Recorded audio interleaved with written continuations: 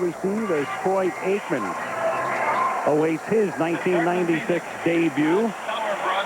Todd Sauerbrunn, who was their second-round draft choice last year out of West Virginia and had a dismal season, but has rebounded at least with a great preseason this year.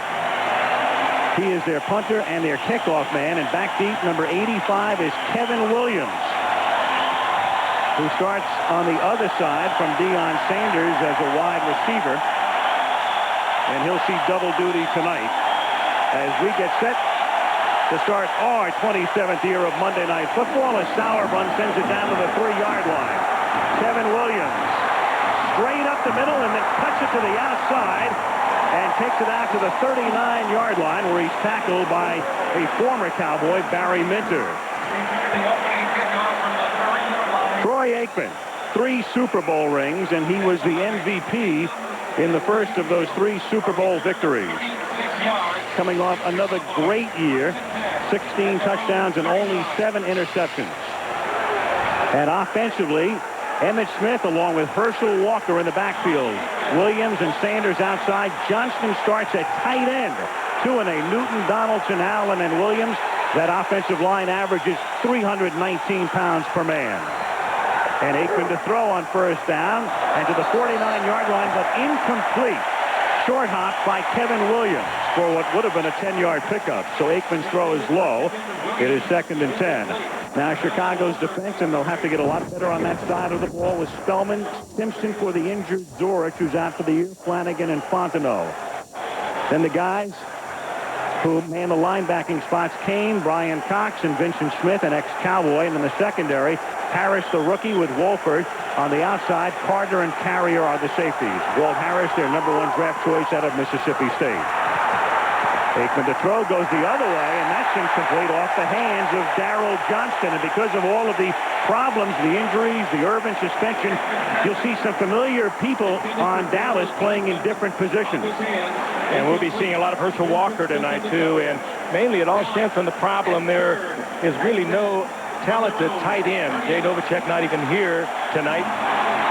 You see Troy Aikman, an incredibly accurate passer, put it right in the hand, should have been caught, and I know that Darryl Johnston agrees with that. But we're going to see a lot of Herschel Walker tonight and a lot of different formations. On 3rd down and 10, that was Johnston flanked out to the left. A flag is thrown. The catch is made at the 48-yard line by Deion Sanders. That penalty, in as much as with these odd formations they're using, the Cowboys have never lined up, at least this way in the regular season. 3rd down. Look how far Williams is off the ball again. That's an illegal formation. And he ought to be flagged again. And he will be flagged again. And Aikman's going to go deep, and that's incomplete, intended for Deion Sanders, and underthrown a bit, and Wall. After the previous call, to do it twice in a row is, you got to wonder what he's thinking. John Jett to punt, and Bobby Ingram, the rookie from Penn State, back to receive it. Good kick, 46 yards. Ingram, who played for Joe Paterno as a wide receiver, takes it back to the 28. You can see Williams frustrated and angry with himself. An abysmal beginning to the season. Well, I think he's complaining that he wasn't, Dan, but you played that position for a lot of years, and you spotted it right away. What was he trying to do with it? I mean, he's a great pass-blocking tackle. It's just to get a head start on that defensive end. Now, Eric Kramer, who set a lot of Bear single-season marks last year, in a breakout year for him, with Salam gone, Green and Harris in the backfield, Simpson and Conway outside, Jennings the tight end. And Heck Perry, Jerry Fontenot, Todd Berger, and Big Cat Williams at 350 pounds up front.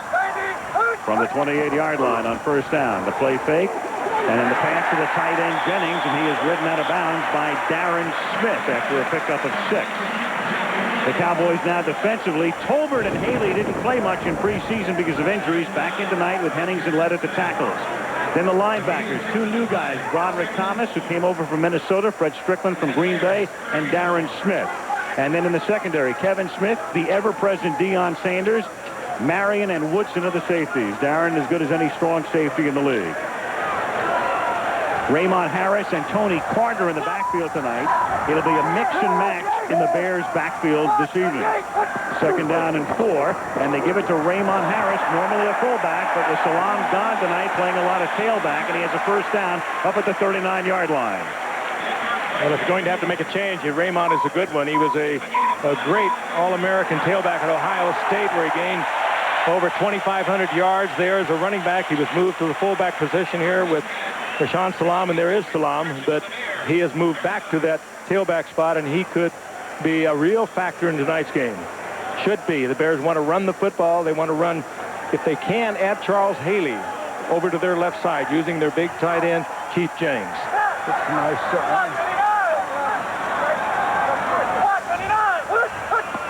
First down from the 39-yard line. They give the ball to Harris, and this time nothing happening. And it's Charles Haley. They may have run right at him, but Haley equal to that task. It will be second down and 9. Maybe they better rethink that. Well, no, I think the strategy is sound, Frank. I wouldn't bail out of it yet. Ooh, and Keith Jennings limping off now, the tight end for the Bears. The Spirit of Akron, the Goodyear blimp, flying high above Soldier Field, piloted by Don McDuffin, providing the scenics tonight as Jennings comes out of the game. Ryan Wetnight takes his spot at tight end. It's second down and 9 from the 40.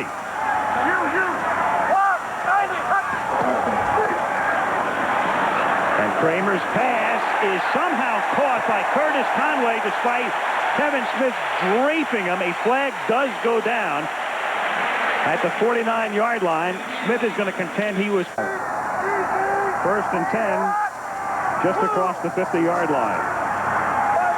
3 minutes into the game with no score. Harris can't break outside. Nice tackle made by Hennings before he could get away. And Dan, the start tonight in such contrast to last year on opening night, Monday Night Football at the Meadowlands. Third play of the game, Emmitt Smith touchdown, and it set the tone for the season. Yeah, well, you took it, 60 yards untouched against the New York Giants. They ended up beating the Giants 35-0. And you're right, a horrible offensive series initially for the Dallas Cowboys. Aikman, remember, bounced his first pass, threw his second one a little bit high to Johnston, then all the penalties. And now defensively, they've got a penalty that gave the Bears a first down. Robert Green in the game, in the slot to the left at the bottom of your screen. Kramer, a short drop, and then it's dropped by Green. Robert starting to look upfield before he looked it into his hands, and he's a guy who'll play a lot more tonight because of the absence of Salam. Exactly right, Al, too. And he is a sure-handed receiver out of the backfield, but he was looking for a place to run after he caught it and just didn't handle it.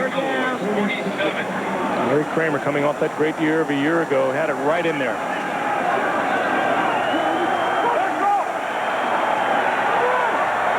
Third down and 8. Keith Jennings still out of the game, the tight end. And out of a split back set. Kramer throws that deep out. Beautiful pass. Caught by Pinson. And then Marion begins to tackle him, and Teague finishes him off at the 9-yard line.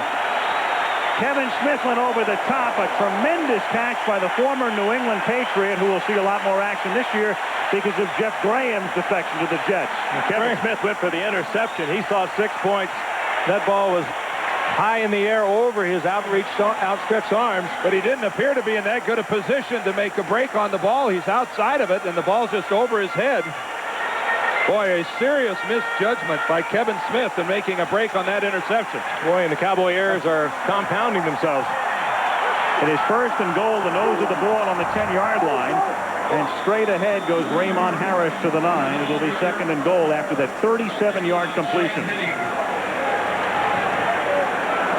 You know, it is it's wonderful to take chances, but sometimes you play a position where taking a chance, that the odds are stacked against you. And Kevin Smith just trying desperately to get a finger on that ball, isn't able to do it, and it goes to Timpson. That is a risk that at cornerback, it's just very difficult to take. Kevin, of course, coming off Achilles tendon surgery from a year ago in the opening game, but they say he's absolutely 100%. Second and goal from the 9. Good protection, and then the pass is knocked down. I think Leon got that. Yep, big number 78 at 6'6", 291. Leon left. And Haley was also in the neighborhood as well. You notice the Bears' passing game to this point in time has not involved a lot of work to Dion's side of the field. Almost exclusively throwing it to the right. Every defensive lineman taught if you can't hit the quarterback, then you have to jump. Deion Sanders over there at right corner, all by himself.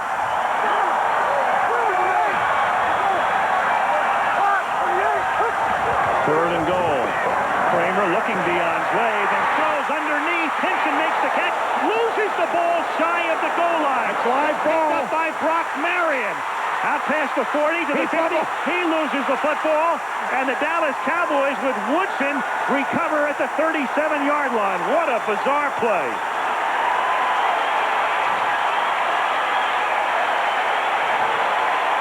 The officials will discuss it. They'll discuss the end of the play. The Bears come within inches of scoring a touchdown. And the next thing you know, the Cowboys have the ball at the Bear 38. Wannstedt arguing desperately that he was down, that the ground can't cause a fumble, but the ball out well before Timpson touches the ground. A very good call by the official. He tried to hurdle into the end zone, Timpson did. And watch who makes the hit. It's Deion. Gone. It's Deion Sanders. There was subsequently fumbled. Dallas recovered, first down. Brock Marion loses it here. Bobby Ingram knocked it out of his hands. And here comes Bill Bates into the play at the end as well with Deion. And Deion gets the whole thing started by making the hit on Timpson. And wouldn't you know it, a guy that has no reputation as being a physical ball player knocks the ball loose from Timpson. From the 38-yard line, Emmitt Smith's first carry of the season. What knee injury? First down. What knee injury? How about what blocking behind Larry Allen? Whoa, baby, if you're going to foul somebody around the corner, make it big 73. But I'll tell you, he put a couple of jukes on. He put his tremendous effort on that leg of his. We wonder how it would work out. It's his left knee that is the bad knee. Watch him plant it to the outside and break on it right there. Hello, Walt. This is the NFL, and that is Emmitt Smith you just saw going by you. Walt Harris, number 27, a rookie.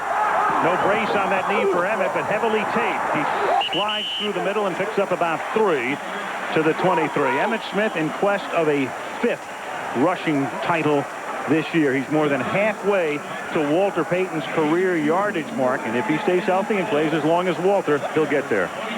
Well, Barry Sanders challenged his healthy players to try to pick up some of the slack. He's got guys playing hurt. There's an example of one right there, Emmitt Smith. I'd say to this point, Deion Sanders is one of the guys that has answered that challenge with that hit on Michael Timpson to give the Cowboys this possession. 2nd and 8, they split Deion wide to the right. Johnston fronting Smith, and this time Emmitt is stopped. Breaking through is Joe Kane, the linebacker.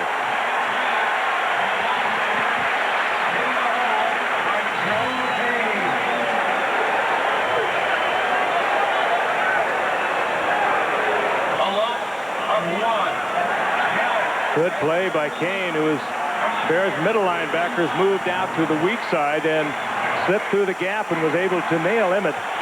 Well, here's where the Bears go into their pass rush mode. Spellman goes to the inside. That's Brian Cox to the top of your screen down in a rush stance.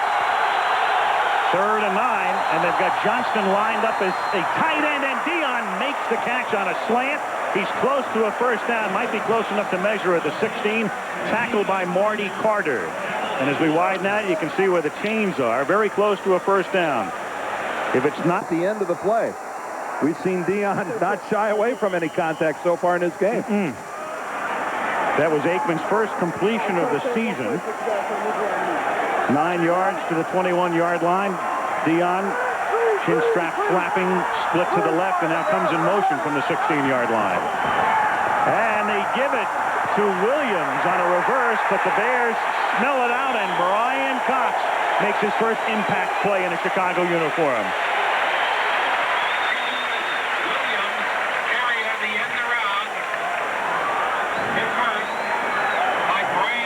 It's going to be a loss of 4, and it'll be 2nd down and 14. Let's go back and take a look again. Here's an ISO on Deion Sanders. This is the Michael Timpson fumble. He falls back into the end zone, comes up, makes a play, goes right through the legs of Timpson. And, you know, that's something that Deion Sanders avoided like the plague in years past. Second and 14. And Williams makes the catch over the middle and then fights for another 4 yards to the 11, setting up a third and about 5. Marty Carter makes the tackle with 6:05 to go in the quarter and no score. Of course, with Michael Irvin gone for 5 games, Kevin Williams is the man they hope is going to be able to step up. We saw him at our final game of the season a year ago with over 200 yards against Arizona. And that was a remarkable night for Kevin Williams. He stepped into the big time. And the week before that, he was the key player in their victory against the Giants, which really propelled them into postseason and the eventual Super Bowl win. Third and a long 4. And they give it to Smith, but Carrier comes up from the safety spot to tackle him near the line of scrimmage and set up a field goal attempt. Mark Carrier busting through. Oh, that's a big play for the Bears defense. They have had nothing but problems, or they had nothing but problems a year ago on third down plays.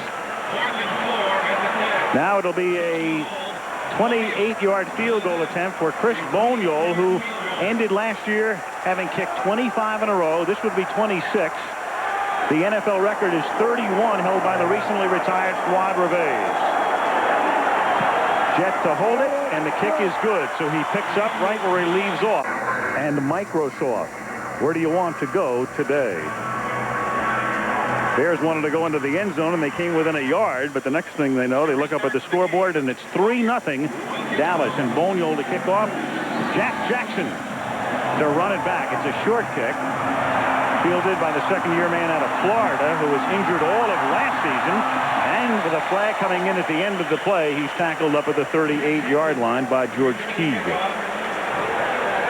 Ed Hockley says holding against Chicago. When you look at that bizarre series that happened last time, we'll get the call here from Ed. During the return, holding by the receiving team, number 53, the 10-yard penalty, first down. When you consider the Bears had to start playing defense on their own 38-yard line, they can't be really displeased with forcing the Cowboys into kicks. Already inactive for this game with a bad foot. They are down to Derek Ware and Ty J. Armstrong. Wrong team, rather. Ryan Wetnight is the only real tight end left on the Bears roster. There's Wetnight right there. And a big blow for the Bears because before the snap, false start by the offense, number 89. Dave Wanstead telling us he loved the matchup of Jennings blocking against Tolbert and Haley. Jennings going at 275 pounds. They've spent the last 2 weeks working on their running game with Keith Jennings handling those defensive ends. His being out of there is a big blow. So they spent 2 weeks working on that, and they spent up until 11 days ago working on Rashawn Salam as part of that running game. So now both the Cowboys and the Bears, colossal problems at the tight end position. On 1st and 15, a draw play, and having trouble getting started is Raymond Harris, who goes by the nickname Ultraback, a guy they expected a lot of last year, but he got hurt on the second play of the season. We take our show up the shore of Lake Michigan next week, and we go to Lambeau Field in Green Bay, Wisconsin for the first time in 10 years on Monday Night Football. The Eagles coming off their win yesterday over the Washington Redskins, and the Green Bay Packers, who demolished Tampa Bay 34-3. Eagles Packers from Lambeau next Monday night. Not a bad opening for Brett Favre. 4 touchdown passes yesterday. 3 of them to Keith Jackson.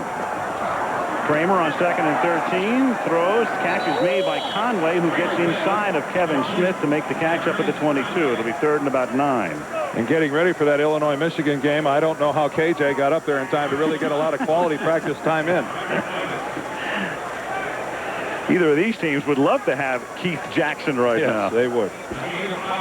Harry Kramer continues to stay away with the passing game from the side of Deion Sanders, who had nothing to do with him.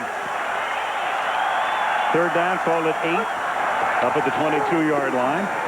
Kramer hangs in the pocket well, throws into a lot of traffic, and in fact throws it out of bounds.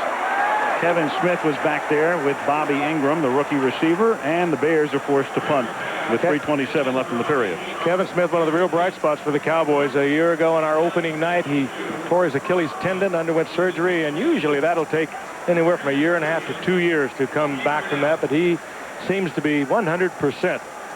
And that was good coverage right there. Well, and how desperately they needed his return with losing Larry Brown, who went to the Raiders in free agency. Sauer run to kick. Booming kick. 59 yards. Kevin Williams takes it back at the 12-yard line and gets necktied with flags littering the field up at the 25-yard line. Sauerbrunn, a big bust last year, but right there, one of the reasons they used a second-round draft choice, and he's applauded by special teams coach Danny Abramowitz. Former Bear Jim Schwantz jumping up and down saying he didn't do it, he didn't do it. Something tells me the men in the striped shirts are going to say that he did.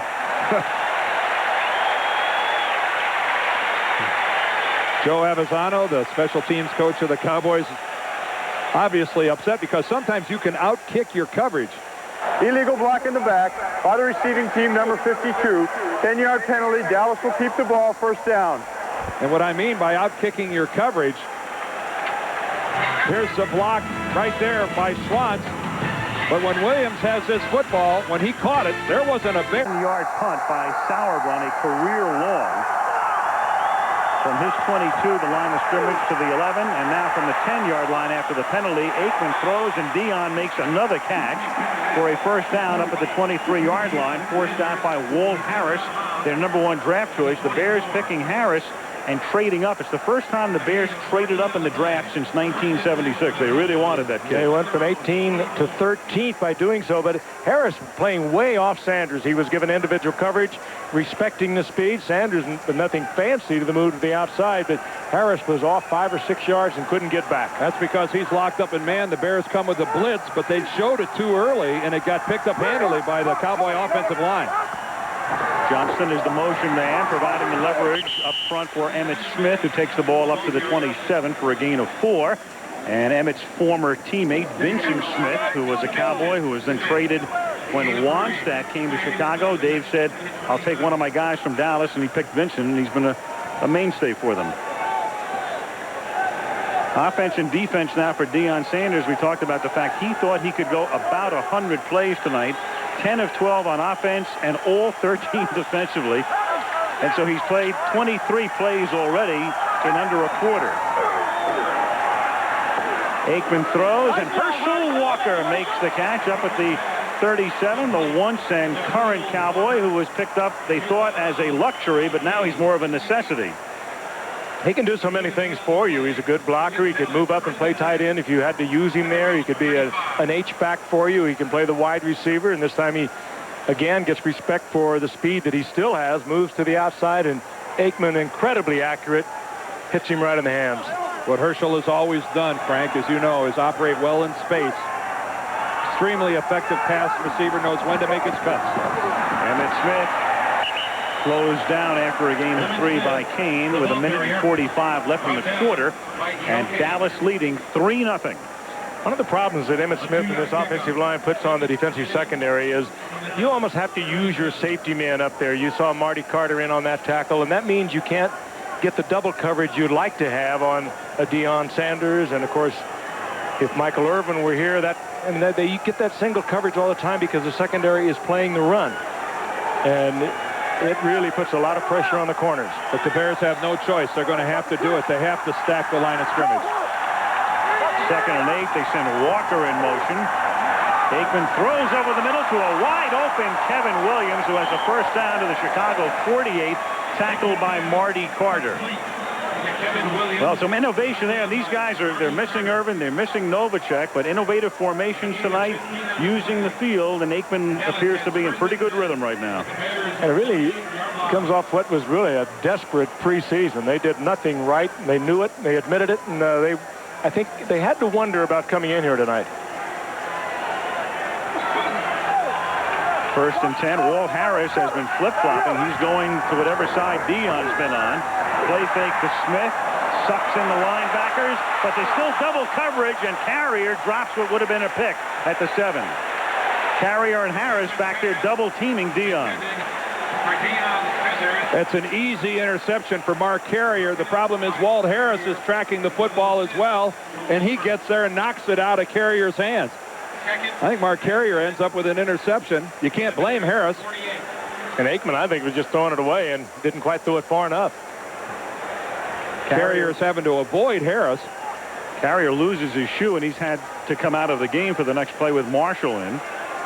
You saw Deion go off. Deion takes himself out of the game. When he needs a blow, he puts his hand up and steps off. So he's on the sideline right now from the 48. And Emmitt Smith picking and strutting his way to the 44-yard line. It'll be 3rd and 6. Brian Cox on the stop. I think Deion's going to come back in after only just a few seconds of rest on the sidelines. And he'll get a few more seconds because that figures to be the final play of the quarter. First quarter is over at Soldier Field with the Dallas Cowboys leading the Chicago Bears 3-0. And Monday Night Football returns after this message and a word from our ABC station. 3rd and 6 from the Chicago 45. Aikman under some pressure, throws underneath to Emmitt Smith, and breaking up the play, former Cowboy Barry Minter. Loss on the play, and Dallas will punt. Trying to figure out whether that was a screen or just a dump off. Something they may have picked up from looking at game tapes. David certainly had no one in front of him. No, if it's a naked screen, if it was. A screen they should dump. Deep for the Bears. That was a dump off that should be dumped. You're right. Bobby Ingram back to receive John Jett's kick.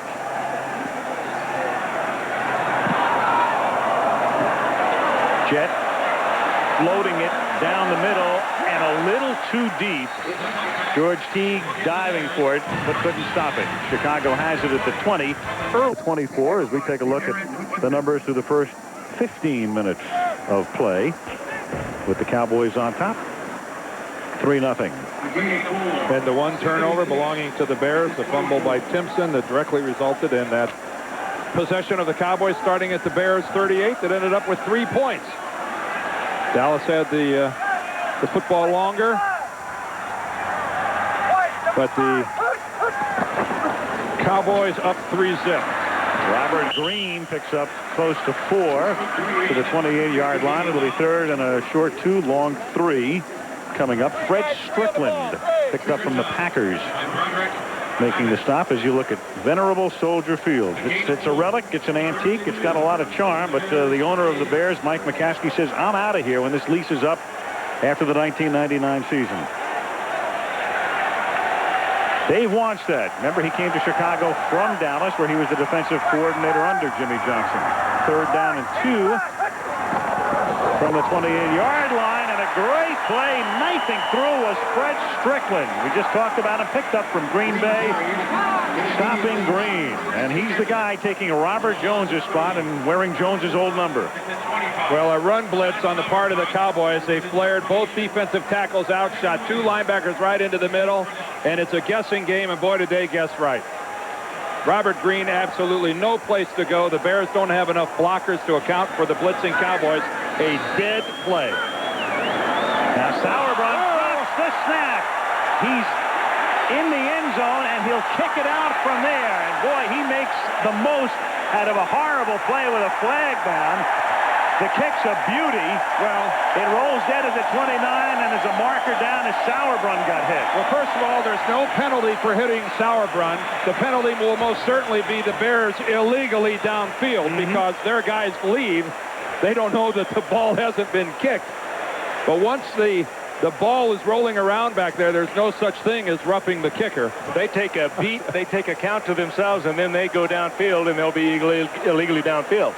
Do not estimate what a brilliant play that was by Sauerbrunn to get that ball out of the end zone. He thought about taking a safety. There was nobody from the Cowboys close enough. Great job getting rid of the ball. Well, he realized the Cowboys had a return on. They didn't have the pressure on, so he had time to do it. The other guy breathing a sigh of relief is the snapper, the new snapper, Rob Davis, with the injury to Gedney, who'd normally be the new snapper. Rob Davis was picked up to do the deep snapping. I think the Cowboys' only choice here is to force them to kick over. A member of the kicking team, number 92, was illegally downfield before the punt. That's a 5-yard penalty. We'll replay 4th down. There was no running into the kicker foul because on a scramble, that action was legal. Repeat 4th down. Attaboy, Ed. That's right on top of yeoman work. Very effective use of the referee's microphone, letting the crowd here at the stadium know what's happening. Not a bad snap at all. Sauerbrunn just didn't handle it. Right at his face mask. He sees those every day in practice. Ed Hockley keeps giving those descriptions after he's going to call and make him join the union. Rob Davis is the new snapper for the Bears, and they haven't worked that long together. Well, that put something on it. That was a good snap. That was Sauerbrun's mistake. Good snap here, and a wobbly kick. Flag is down. He got hit that time, did Sauerbrunn, and Williams runs it back out to the 45, but Sauerbrunn got hit that time, and the flag is down back at the 10-yard line. Another bizarre series of plays, and the Bears are going to maintain possession. It was 4th and 10. Now remember, if it's running into the kicker and not roughing the kicker, it makes a big difference here. The difference between just a 5-yard penalty and an automatic first down. I don't believe they could call this roughing the kicker. Yeah, they're saying it's 5 yards. And that's what Carrier is indicating to the bench. Running into the kicker against Dallas. So this will still be 4th down. Just now 4th and 5. That was Jim Schwantz. Running into the kicker by the defense. The 5-yard penalty only. Repeat, 4th down. Schwantz just loves hitting Sauerbrunn. Schwantz is the guy that hit Sauerbrunn in the end zone. Schwantz is the guy that got the call on the Williams punt return that brought it back. Joe Avisano looked like he was ready to hit somebody, too, in a striped shirt. Former Chicago Bears once traded to Dallas in '91. The 5-yard penalty. Big special teams player, man. Once again, replay 4th down, 4th and 5. This is the never-ending punting game of the Chicago Bears. Well, one thing about it, we know that Sauerbrunn's leg is warm. From the 25-yard line, 11:56 in the half. That's the time remaining. It's 3-0, and Sauerbrunn hits this one down to the 32-yard line.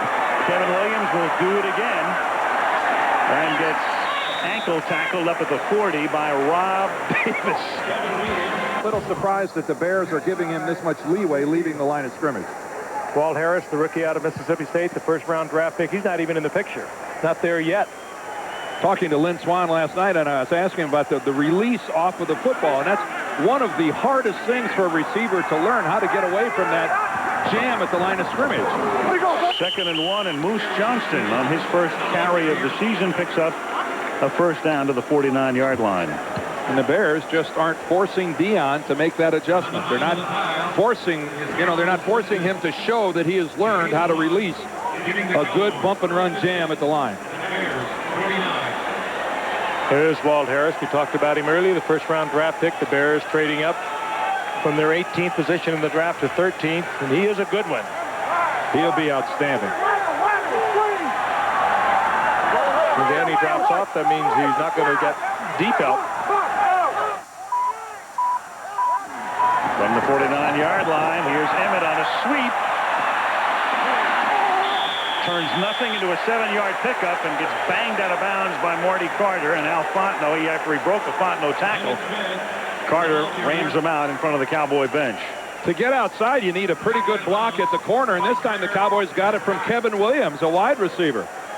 A lot of times it's got to come from a tight end to pin somebody down. This time they come down with a wide receiver and get Emmett to the outside.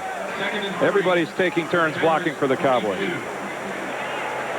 10 minutes to the half. Cowboys leading 3-0.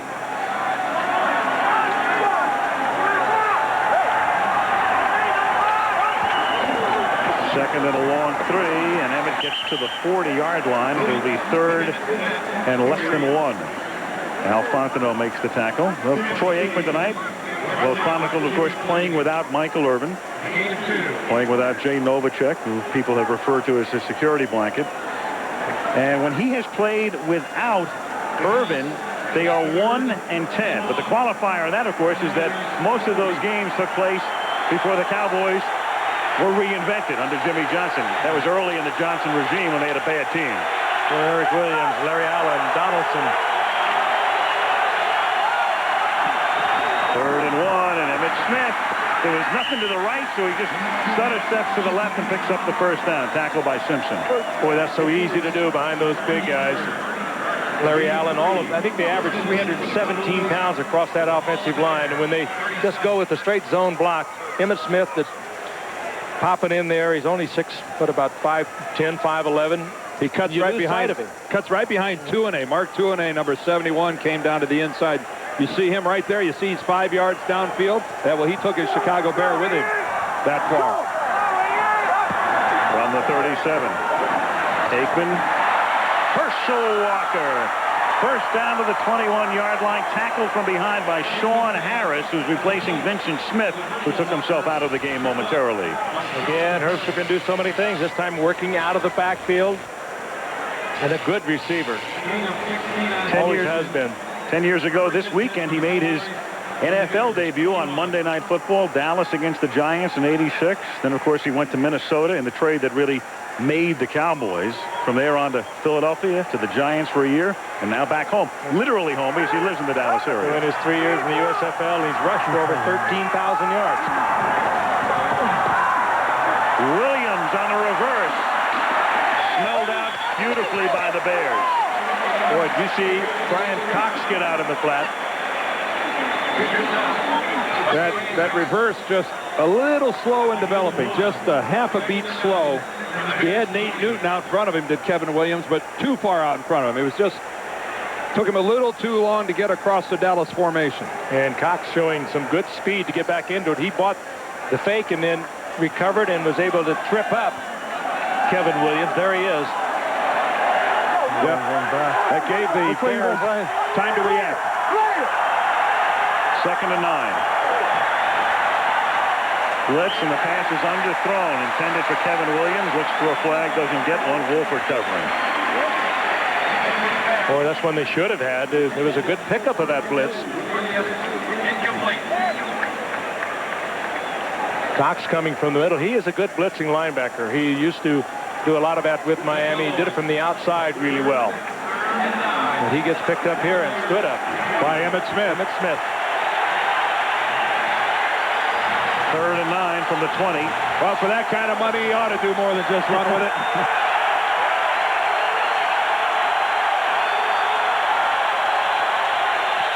Blitz again from everywhere, and Aikman goes down, but a flag is thrown. I think the Cowboys move.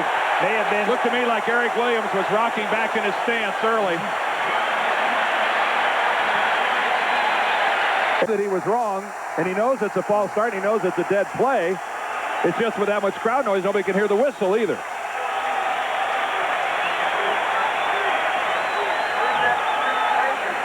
Ed Hockley has yet to signal the ball ready for play. It'll be 3rd and 14 at the 25-yard line.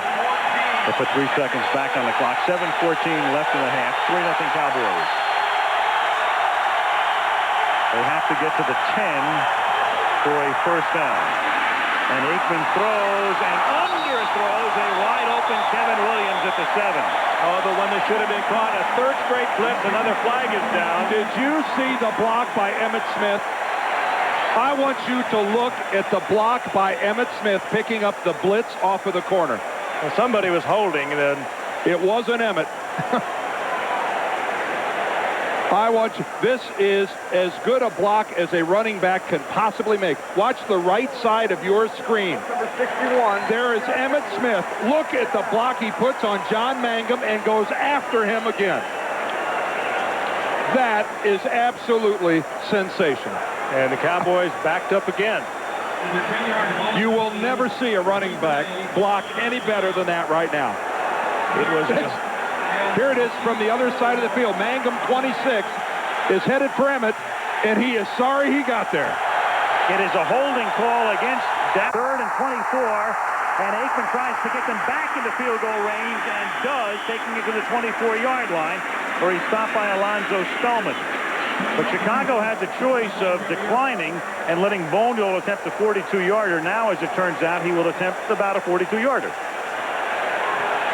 Think this guy's not a competitor? 4th and 14 from the 25. Emmitt Smith puts on a textbook display of blocking, first picking up the blitzing Brian Cox up the middle, and then puts it on John Mangum.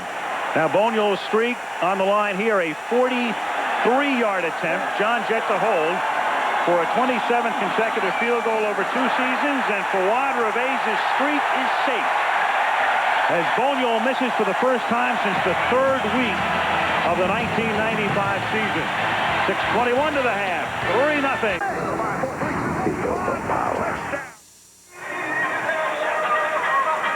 Soldier Field in Chicago.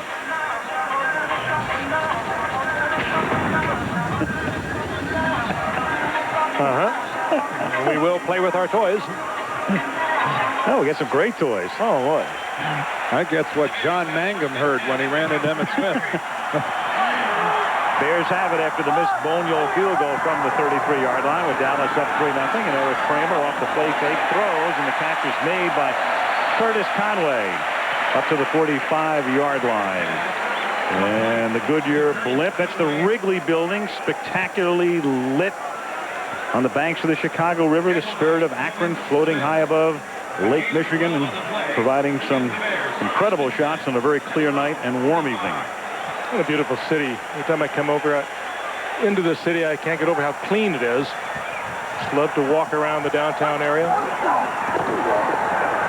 From the 44-yard line, Robert Green finds nothing but white shirts and turns it into a 7-yard gain. Great effort, individual effort by Green, tackled by Marion. Oh, he did. He did all of that on his own.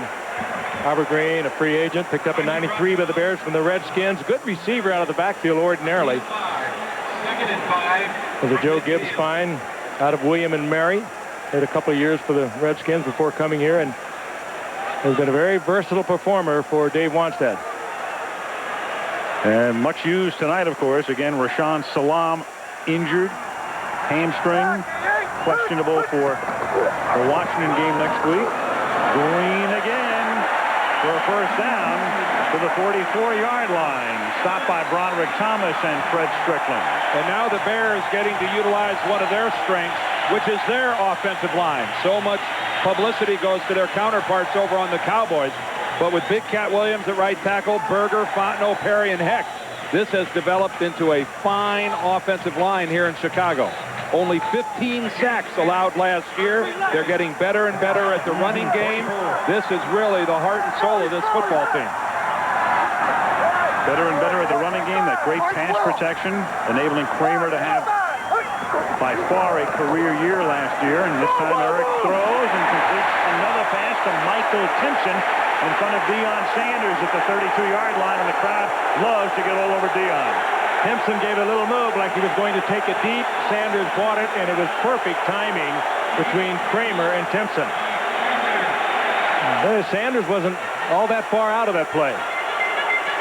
He's out there on single coverage. He's lined up straight ahead. Timpson looking in. Now Timpson will give it a little fly pattern. Sanders has got to respect it.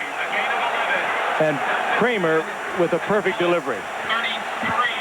Hate to have a ball floating in the air anywhere that close to Deion Sanders. You have to challenge the guy. You can't pretend like, you know, they can't play to that side of the field. Play clock was down to 0. They get it off, and it's a trick play with Conway, a high school quarterback, throwing, and it's caught by Harris for the touchdown. Oh, they were trying to cover him with Darren Smith. Smith in a very unfamiliar environment.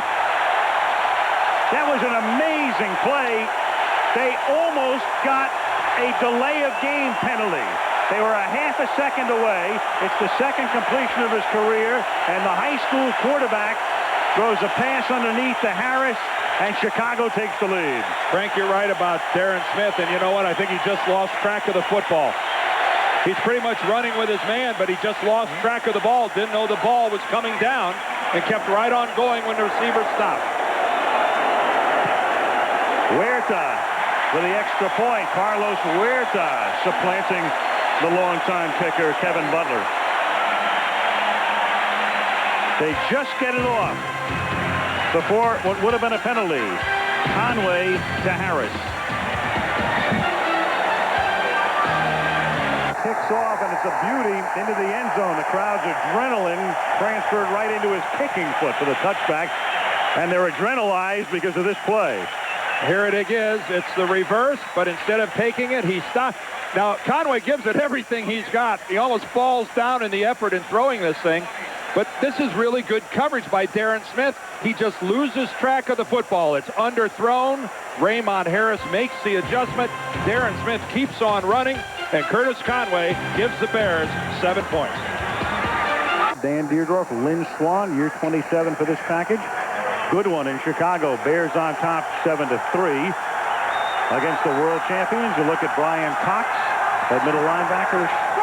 Aikman retreats on first down from the 20 and slings one into the arms of Deion Sanders, who's been his favorite target tonight for a first down up at the 30-yard line. Walt Harris with the coverage. Well, he should remain his favorite target with the way Walt Harris is covering him. They're giving him single coverage on him, and even when he gets help to the inside, he's laying off 5, 6, 7 yards.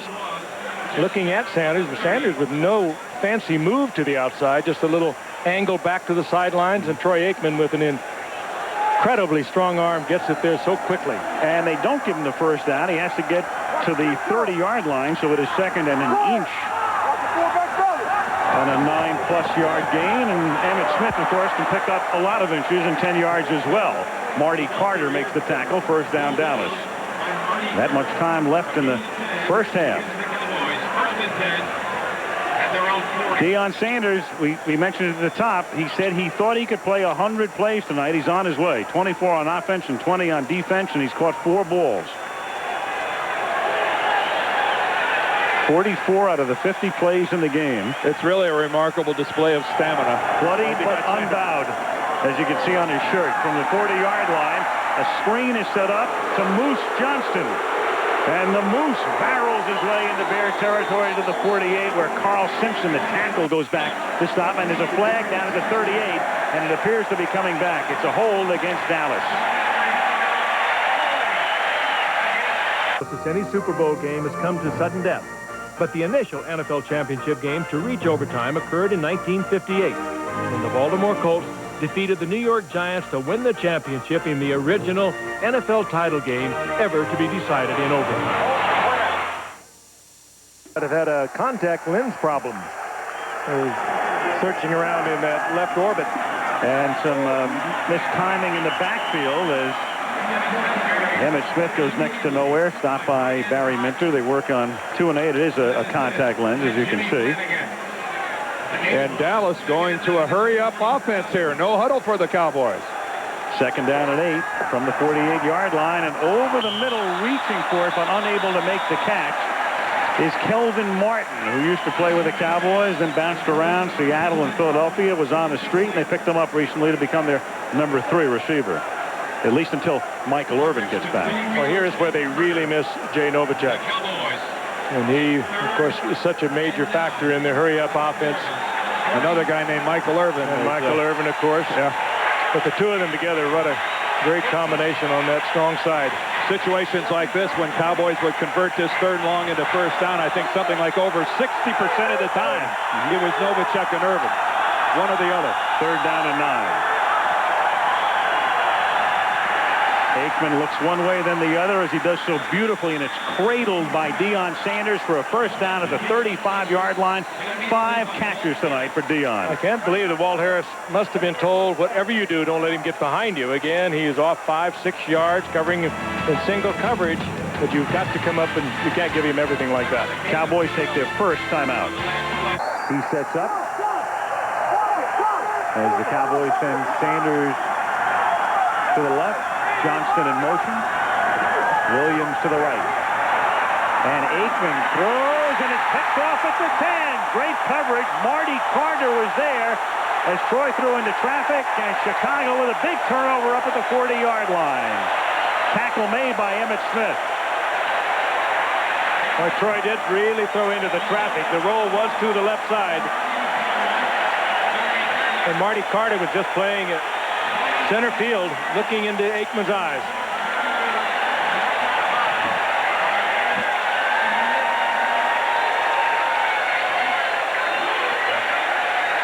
Aikman locked in to the receiver all the way, threw it right into the hands of Marty Carter.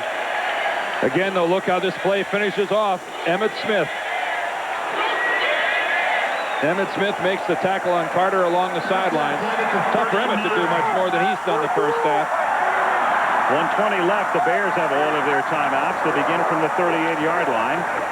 Kramer with that patented short drop, and then the pass is incomplete and may have been tipped. He was looking Timpson's way. 2nd and 10.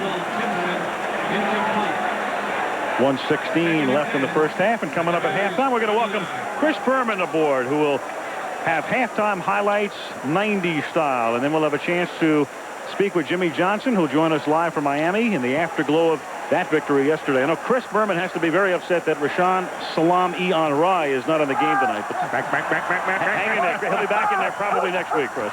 Glad to have you, Chris.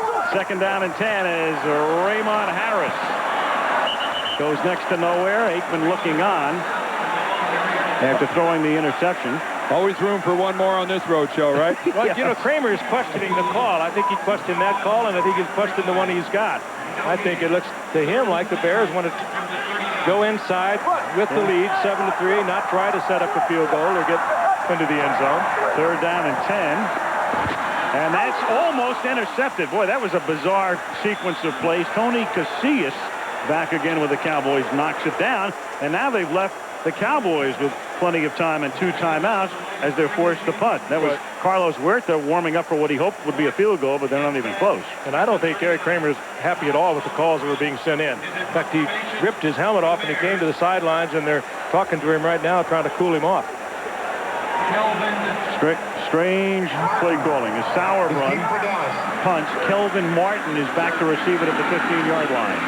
And they fake it, and it's to Raymond Harris who scored the touchdown. He has 2 men to beat now, and he's finally stopped at the 15-yard line by Kelvin Martin. Oh, Danny Abramowitz, this is your life. Timeout, says Wannstedt. I wonder if that was set up all the way to make it look like they were willing to run the clock out. Eric Kramer came off the sidelines, ripped his helmet off. He was upset with the play calling. Then they come in with the fake punt. Oh, a special team coach's finest hour. Danny Abramowitz, the coach of the Bears special teams. The block is on by the Cowboys. Tailor-made for a fake punt, sour run right to Raymond Harris. Just couldn't have been executed any better. Timeout, Bears. Fake is on. And that is really knowing a team well when you're able to tell when they're rushing versus when they're falling back on a punt return. Dave Wannstedt knows this Dallas Cowboys team inside and out. That's why you can't afford to get in a pattern at any time in this game. Chicago with 2 timeouts remaining. It's second down and 10, and it's lofted incomplete. Woodson with great coverage on the rookie Bobby Ingram. So you've got maybe the best strong safety in the league covering a rookie. So he is. He's covering a speedy wide receiver, and he is one of the best run support safeties in the game today. Darren Woodson with good coverage. Third down, 14. Bears with 19 ticks left on top, 7-3.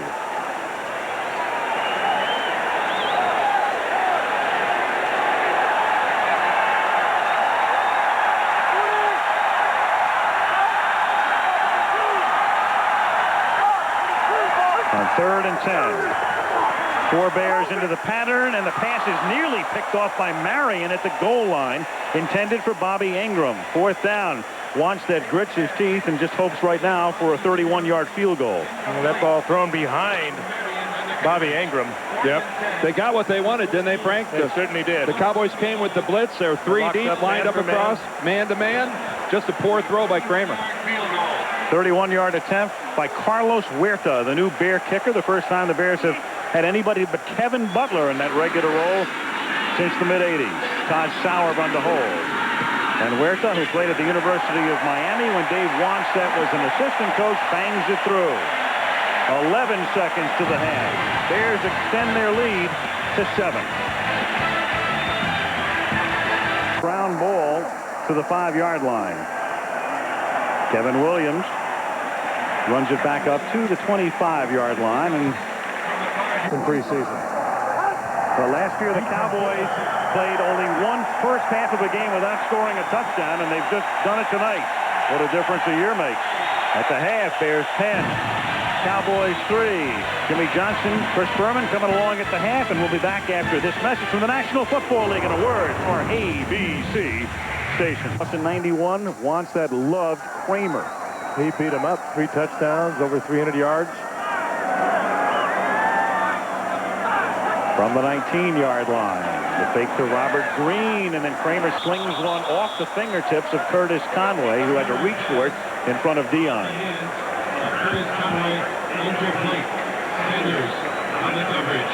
Well, Dion on his way to 100. We'll keep track tonight. The first half in for almost every play. Really, it's a good route by Conway, Frank. He's open. If it's a good pass, it's a relatively easy completion. It wasn't that poor.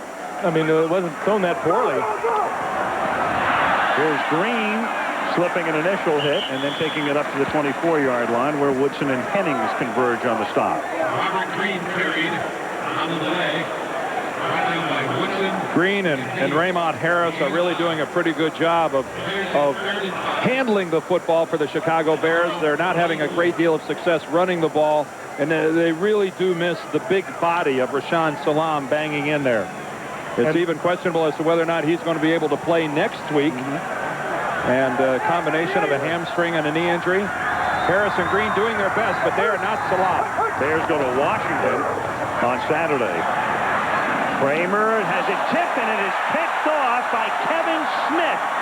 And Smith angles back and gets tackled at the 45-yard line. Darren Smith got a hand on it, and no relation, Kevin Smith makes the interception. I don't think Eric Kramer saw Darren Smith. He's trying to force the ball into Michael Timpson. Didn't even see Darren, who deflected the football.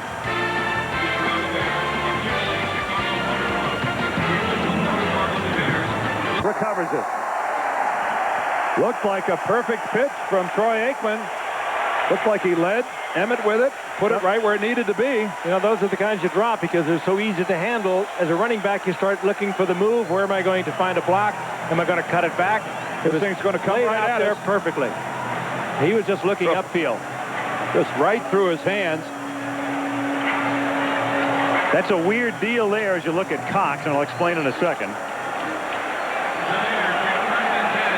That fumble will be charged to Aikman. Those are the scoring rules, even though clearly it was a good pitch out from the 49-yard line. This is Green. The rules simply state that if a player never has possession of it, and he never really took possession of it officially, it's charged to Aikman. But clearly a case of Smith, who fumbled only once in 1994, but then 7 times last year, dropping the football. You know, I think a lot of credit on that play ought to go to Al Fontenot, because Emmitt Smith looked to me like he was going to be able to relatively easily recover his own fumble. Fontenot went ahead and tackled him and kept Emmett from getting it. A lot of guys had a hand in that. Everybody had a hand in it but Emmett. 2nd and 4. Raymond Harris with some nifty running. Gets tackled at the 38-yard line, but not until he picks up a first down. Todd Berger with the block and Darren Woodson with the tackle. I think he lost his shoe in the process. Good news for the Bears being able to move the ball on the ground. And when they lost Keith Jennings early in this game, I think they pretty much were thinking they're going to have to forget about their running game, but they've been getting a good job out of Ryan Wetnight. Made a fine block there. Wetnight about 230 pounds as we look at him as Smith getting a little attention on the sidelines. Getting some retreads. Is doing a good job filling in for Jennings. Right, get some tread on those gloves. Time out, Eddie. Time out for an injury. Ed Hockley signaling an injury timeout. It's Broderick Thomas who is shaken up. Brock Marion they're looking at too, aren't they? Now, Thomas, the linebacker, will need some attention, so timeout with 12:44 remaining in the 3rd quarter. Chicago by 7. The Chicago Bears. Plug in that umbilical cord and recharge yourself on the game of football. Lambeau Field is the place to do it. Robert Green picks up 7. The Packers, everybody's picked to win the NFC Central, and most people think Chicago will finish 2nd or 3rd in the division, but clearly everybody thinks the Packers are the creme de la creme. And that's not just of the Central Division. A lot of people think they are the creme de la creme of the NFC, and of course I think in many people's eyes of the NFL. And it'll be an interesting year. And Mike Holmgren, I think, very, very wise in telling his players, shut up already in talking about the Super Bowl. We're not going to discuss it anymore.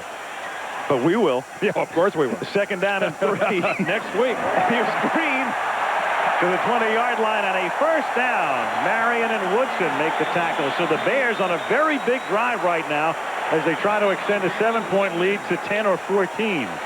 Barry Switzer obviously a little concerned. That's coming out of the preseason, but when talking to Dave Wanstead last night, he said he went back before this game and studied all the games from the Cowboys from the last couple of years, and he said the teams that stuck with their game plan right through the 3rd quarter, kept it close into the 3rd quarter, said those were the teams that gave the Cowboys the tough times. Those were the teams that beat the Cowboys. Raymond Harris tackled in the backfield. Good play by Tony Tolbert, who played very sparingly in preseason. Another of the dinged Cowboys.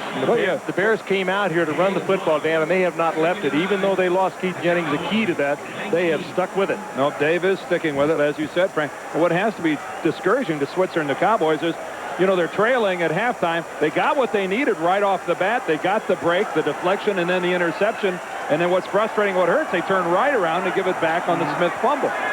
Very uncharacteristic for the Cowboys. Very opportunistic normally. Second down and 10. Kramer on a tight roll throws incomplete. Good coverage again there. Robert Green covered by Brock Marion. 3rd and 10. Kramer thought he saw something, changed the play at the line of scrimmage, and put it right into the teeth of the Dallas defense. Brock Marion coming up. Harry Kramer, great season. Dan mentioned only 15 sacks. A great credit to the offensive line. A great credit, too, to the scheme that Ron Turner, their offensive coordinator, has brought to the Bears. Kramer has not completed any of his last 8 passes. And on 3rd and 10, he completes one, but it's a minimal gain as it's hauled in by Robert Green. He's tackled by Darren Woodson, and Carlos Huerta comes out to attempt a field goal. I know people at home go, when you need 10 yards, why do you throw it 2? And that's a good question. Well, often. I can only assume that Eric Kramer surveyed the field in the limited amount of time he had and found no one else. 35-yard attempt by Carlos Huerta. The new Bear kicker who won the job in the battle with Butler, and no good. Uh-oh. A penny for Kevin Butler's thoughts as he sits at home watching this one right now. I think we all know what they are. Yeah, we do. More than a penny. 10-3 Chicago. Johnston makes the catch. He's tackled there by Donnell Wolford at the 31. And let's get a word from Lynn Swan. Lynn? Al, at halftime, Dave Wanstead said his #1 priority in covering Dion is not to let him get the big play. Therefore, the 9-10-yard cushion. But part of that game plan is also whenever he touches the football to come up and punish Dion. But so far, save one pass play, Dion has either been on the ground or out of bounds, so they haven't been able to stick him. Look for him in the second half to try him on that pattern, on the down and out, and up to try and go by the coverage, and also a quick screen. Hands in, with the ball in his hand and the cushion, he might be able to make something happen. Al? All right, thank you, Lynn, as Emmitt Smith picks up the first down. Yeah, most of Dion's contact tonight was initiated by Dion. Even the quick slants across the middle, he hasn't taken a hard hit. But again, you cannot help but be amazed at the physical conditioning of Deion Sanders to be able to play both ways. I know it's at night, the sun isn't shining, it's not sapping you for energy the way it normally does, but still, Frank, this is a remarkable performance to go 2 ways as often as he is doing it. He splits wide to the right, and Herschel Walker is split wide left. Bears show blitz. Here they come. They pick it up, and Aikman hits Johnston over the middle, and Moose barrels forward close to a first down.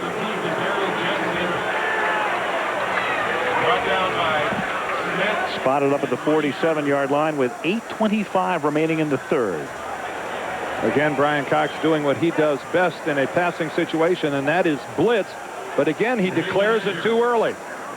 That's an easy pickup for Ray Donaldson and Larry Allen when Brian Cox tips his hand and gets so close to the line of scrimmage prior to the snap. With a veteran offensive line like the Cowboys, you can't afford to tell them you're coming. And it will be second down and that much. You also have to give Troy Aikman credit in a situation like that. Obviously, he is changing up his snap count and his rhythms, Frank, keeping the Bears' blitzes a little bit off balance. And if you ever wanted to take a shot at Dion on that out and up that Lynn talked about a moment ago, second and short yardage, not a bad time to try it. Second and inches up at the 47. 8:20 to go, third quarter. Dion wide left. It is where you like to go deep. Good time to go deep. Boy, what a cushion by Harris again. The But they give it to Moose Johnston instead, and he takes it right to the 50-yard line. First down, Dallas. Dion couldn't have got past Harris that time under any circumstance. I don't think Michael Johnson could have gotten past Harris. A solid 10 yards was the cushion that time by Walt Harris on Dion. As much as they've completed that out pass to Dion, I'm surprised they haven't done it even more. They're just playing catch between Aikman and Deion Sanders the way they're playing at the moment. But then again, you know, you have to, we're talking about the cushion he's giving Dion. There it is right there, 10 yards. But look at the scoreboard. The Cowboys have only scored 3 points. Something's working. Aikman throws. Dion makes the catch and gets ridden down at the 42-yard line by Harris after a gain of about 8. It's going to be 2nd and 2 at the 42. Ooh, and Troy barking at his offensive line a little bit. He took a good shot. That time, good coverage by Harris. He came up. Of course, the blitz was on. He knew that he was going to have pressure, and we have an injured Cowboy. Nate Newton. He's a little closer here now because he knows he's got the blitz. And he makes a good drive. It's still plenty of time for the completion. Dion gets hit. Troy gets hit. Alonzo Spellman with the hit on Troy Aikman, but a big concern right now, Nate Newton is down. 2 as play resumes from the Chicago 42, and Emmett Smith gets bottled up. Spellman hit him first. It'll be 3rd and inches. Monday Night Football is being brought to you by Plymouth. One clever idea after another. That's Plymouth. Sun America, the retirement savings specialist. And Brewery Fresh Budweiser, reminding you fresh beer tastes better. That may be the most profound thing uttered from this booth tonight. Nate, an authority on the subject, is back in the game. After being stomped in the chops, he's back. 3rd and short. That's exactly where they like to run. Right over Nate over the left side. 3rd and a yard from the 41-yard line. Emmett gets tripped up but thrusts ahead for the first down inside the 40-yard line. Well, where do they really run on short yardage? It's dial a Pro Bowler. All 5 of their offensive linemen have been Pro Bowl performers, and a Pro Bowl lead blocker in Daryl Johnston. So, and maybe it's quite a luxury for Ernie Zampese when he decides where to go with it on short yardage. And maybe damn the development of Larry Allen, who's turning into one of the greats as an offensive lineman. I think you'll see the Cowboys on short yardage going more and more where they did just a moment ago. There's Ernie Zampese, the offensive coordinator. From the 39-yard line, the fake to Smith. Aikman throws, and Dion can't one-hand it. The former center fielder can't pull it in. It's the first year, of course, that Dion's had a full training camp with no baseball. Well, I'll tell you, without, again, Jay Novacek. He didn't have a glove either. And without Michael Irvin, the Bears, I don't think, would be blitzing nearly as much as they are tonight, and they're getting away with it. This is man-to-man coverage, and Walt Harris knows he's got the blitz. He knows he's got pressure on Dion, and the Troy Aikman to throw the ball quickly, and he's right there. Good coverage. Nice job by Dion of pushing off a little bit. You see him get the right hand on Harris's shoulder and give him a roll. That time Harris lined up tighter. Now he's back giving him that 10-yard cushion again, and Aikman slings one to the 25-yard line, and Kevin Williams cannot make the catch and is slow in getting up. Ooh.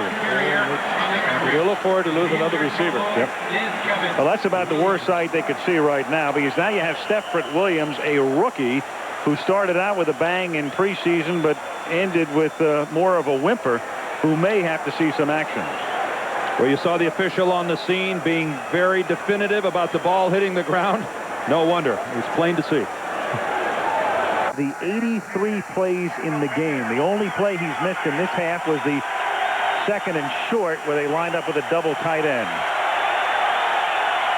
3rd down and 10 now from the 39-yard line, and Kelvin Martin replaces Kevin Williams. There's movement, there are flags, and the pass is incomplete, intended for Billy Davis as they really reach down deep into their receiver corps. Who could have possibly imagined it that in a regular season game, the Cowboys are lining up Kelvin Martin, Billy Davis, Deion Sanders at wide receiver, and Daryl Johnston at tight end.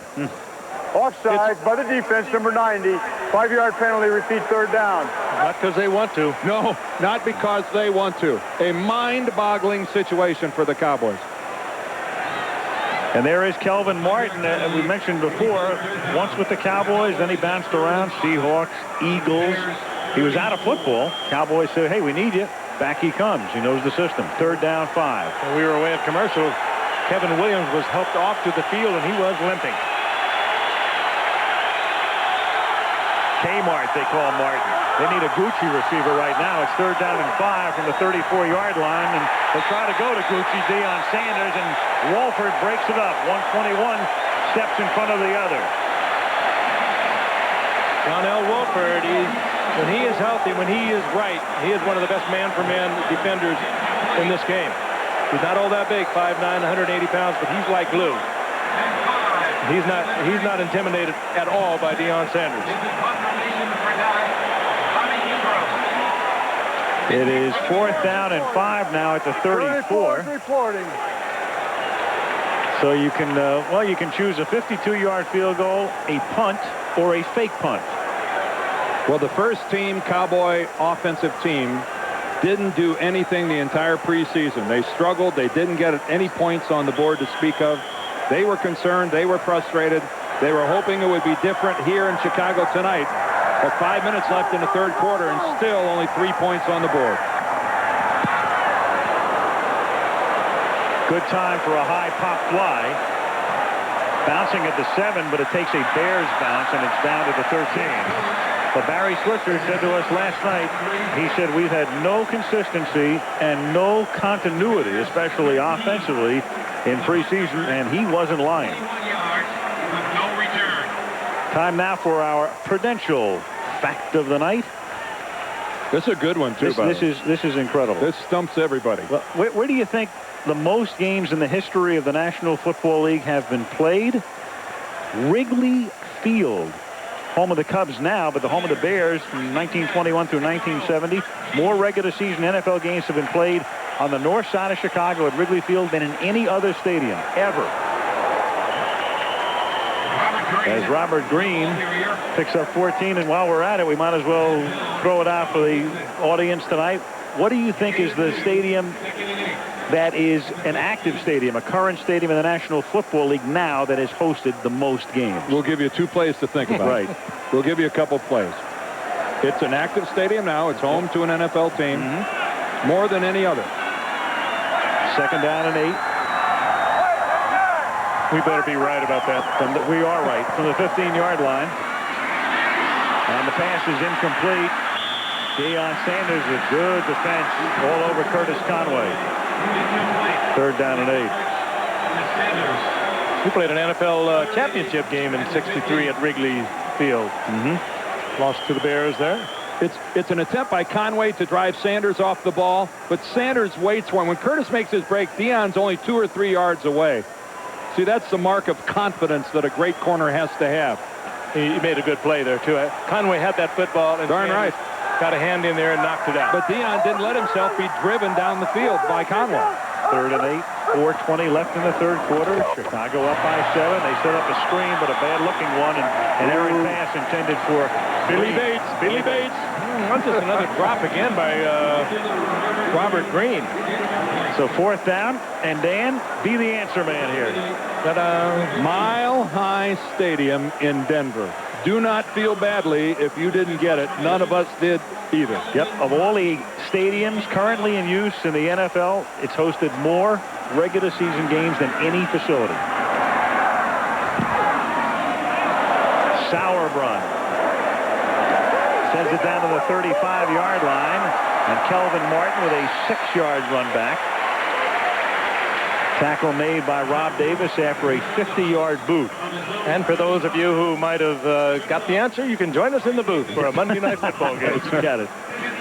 Okay, well, let's take a look at some of the action tonight. Early in the 1st quarter, it was Timpson upended by Deion Sanders. Marion picked up the fumble. That set up a Dallas field goal. And Curtis Conway on the trick play to Raymond Harris, covered by Darren Smith, and it was 7-3 Chicago in what has been the only touchdown in the game, and then the fake punt by Sauerbrunn, resulting in the completion to Raymond Harris just before the half, setting up a Huerta field goal, and that's how we've got to Bears 10, Cowboys 3. From the 41-yard line, Dallas First and 10. Aikman under pressure. Hit as he throws. Incomplete. Dion in the area. Brian Cox on the blitz. I'll tell you, when you have a team that's having problems, no continuity, nothing in sync, the best thing you can do is blitz them. That'll really compound it. And that's what the Bears have done. I think they blitzed now for the last 5 plays. And ordinarily the Cowboys would make the Cowboys a year ago, they would eat that alive. I dare say the Cowboys have never been blitzed this many times and not made somebody pay dearly for it. Second and 10 up at the 42-yard line. Here's Emmett. Hello, Larry Allen. Cuts it back, run out of bounds at the 48-yard line. Flag down at the 44. Larry Allen with a great Larry block. Allen wiped out Brian Cox. Hello. Hello. I weigh 330 pounds and you don't.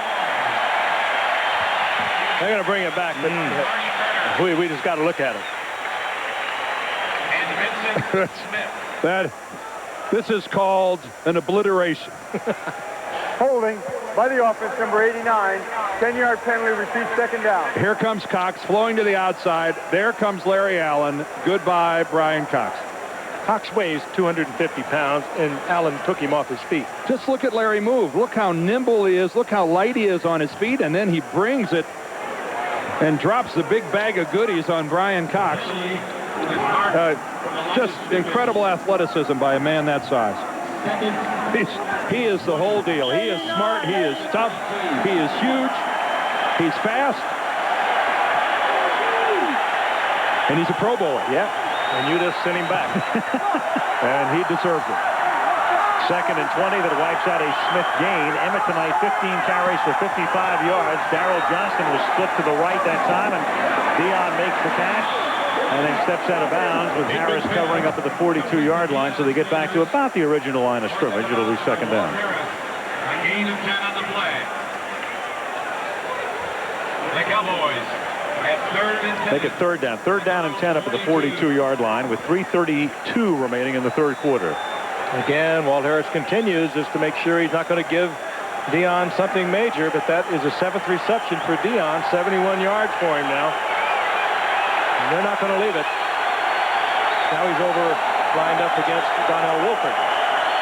Third and 10 at the 42, and with a very frustrating motion, Troy Aikman says timeout. It's the New York Giants, and the Cowboys down by 7 here. After the timeout, third down and 10 from the 42-yard line. 5-man Chicago rush, and the pass is incomplete. Deion Sanders covered by Donnell Wolford that time. Well, Dion falls down, and then Wolford, who has a clean shot at the ball, trips over the top of Dion. And you know things are serious when Jerry's on the sideline in the third quarter.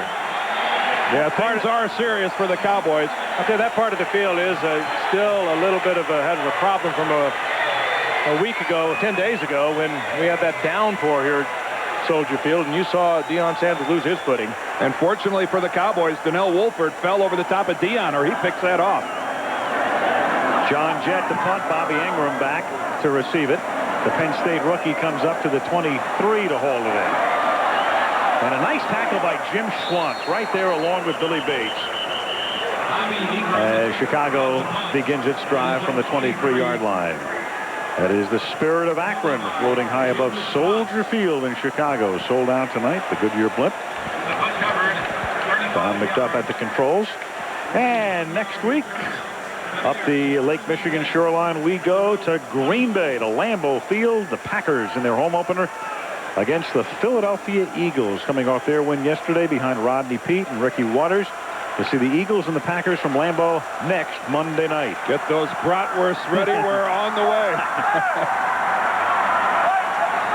Bears from the 24-yard line. Toss to Green. Gain of a yard or two. Darren Smith on the coverage. We should have some of those bratwursts from Milwaukee County Stadium sent up there. Yeah. Man.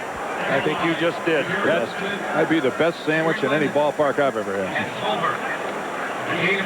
Charles Haley told Barry Switzer last night that he could give him about 30 good snaps tonight.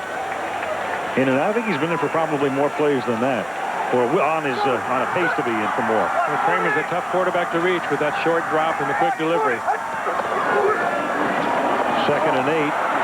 Green cuts it back and is tackled up at the 30-yard line, setting up a 3rd and 5. Raymond Harris. Led with a block leading the way. Again, good running by Robert Green. He made a little more out of that. Just breaking the tackle of Kevin Smith. Kevin shaken, but Kevin knows that if you have to take an injury timeout, you have to come out for a play. So he's going to shake it off and stay right in there. But the rest of the Cowboys are now going to say, no, we want him out of the game here. At least for a play. Sweetness is down there. Walter Payton. Still looks like he could run for 100 yards. Yes, he could behind some lines in this league. Maybe behind the 2 that are here tonight. Some of the lines he ran behind weren't all that good. It wound up with over 16,000 yards. That's remarkable. Kevin Smith is out. That means Alundis Bryce is in. 3rd and a long 3 from the 31-yard line. 1:45 to go. 3rd quarter. 10-3 Bears.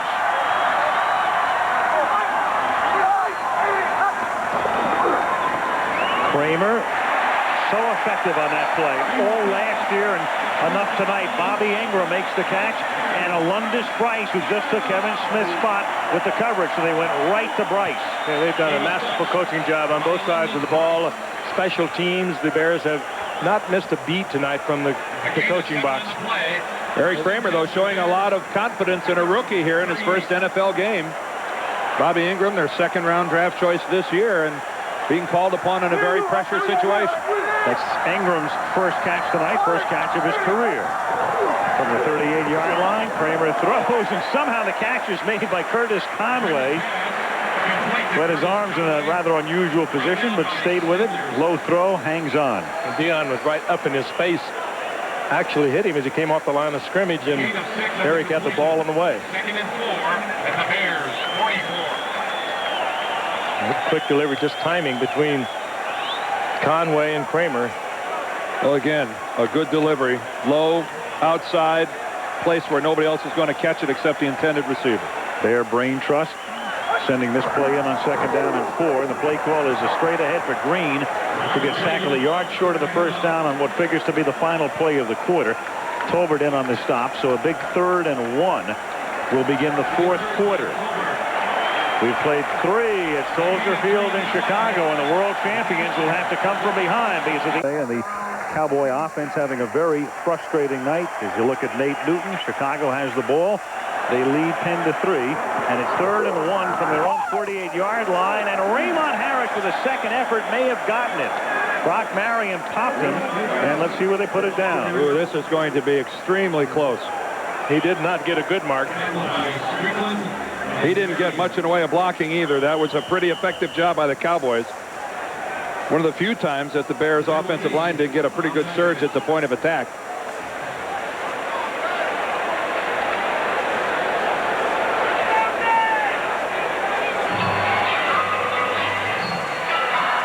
Ed Hockley, who's become one of the premier referees in the league, has everything well under control tonight. Harris gets that first down. It's going to be one super effort. He was stopped dead cold, kept it alive, got to the outside. Oh, did he? That much. Oh, baby. What do you do, Dave? Yep. Go for it. I don't see anybody coming out. They're going to go for it. At least take a long count. Yep. And Kramer, when it comes to long counts, is terrific. He drew a lot of penalties last year. I would be stunned if the Bears would actually run this play and go for the first down. Well, we'll see. I think just said, try your hard count. Their Eric. defense has been playing so well against the Cowboys offensively tonight. The Cowboys have only 3 points. Boy, the risk of turning it over at this end of the field. Okay. Dangerous business. Let me get back.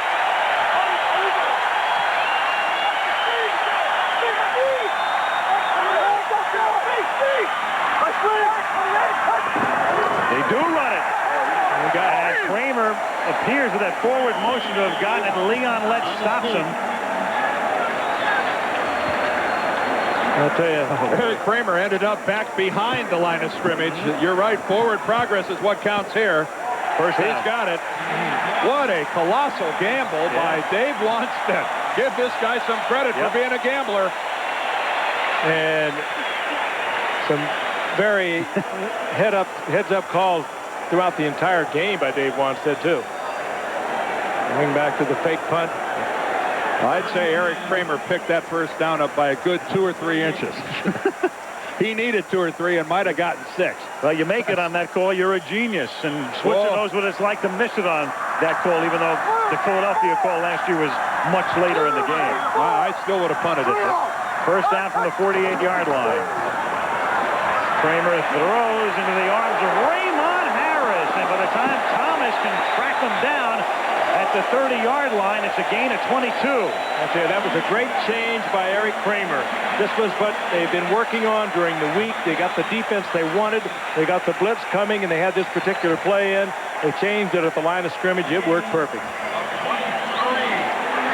Ron Turner, the offensive coordinator of the Bears, calling a beautiful game tonight. Indeed he is. And right in harmony with the quarterback Kramer, that was a changeup. Harris tonight, 103 yards in receptions. A lot of those, of course, on the fake punt.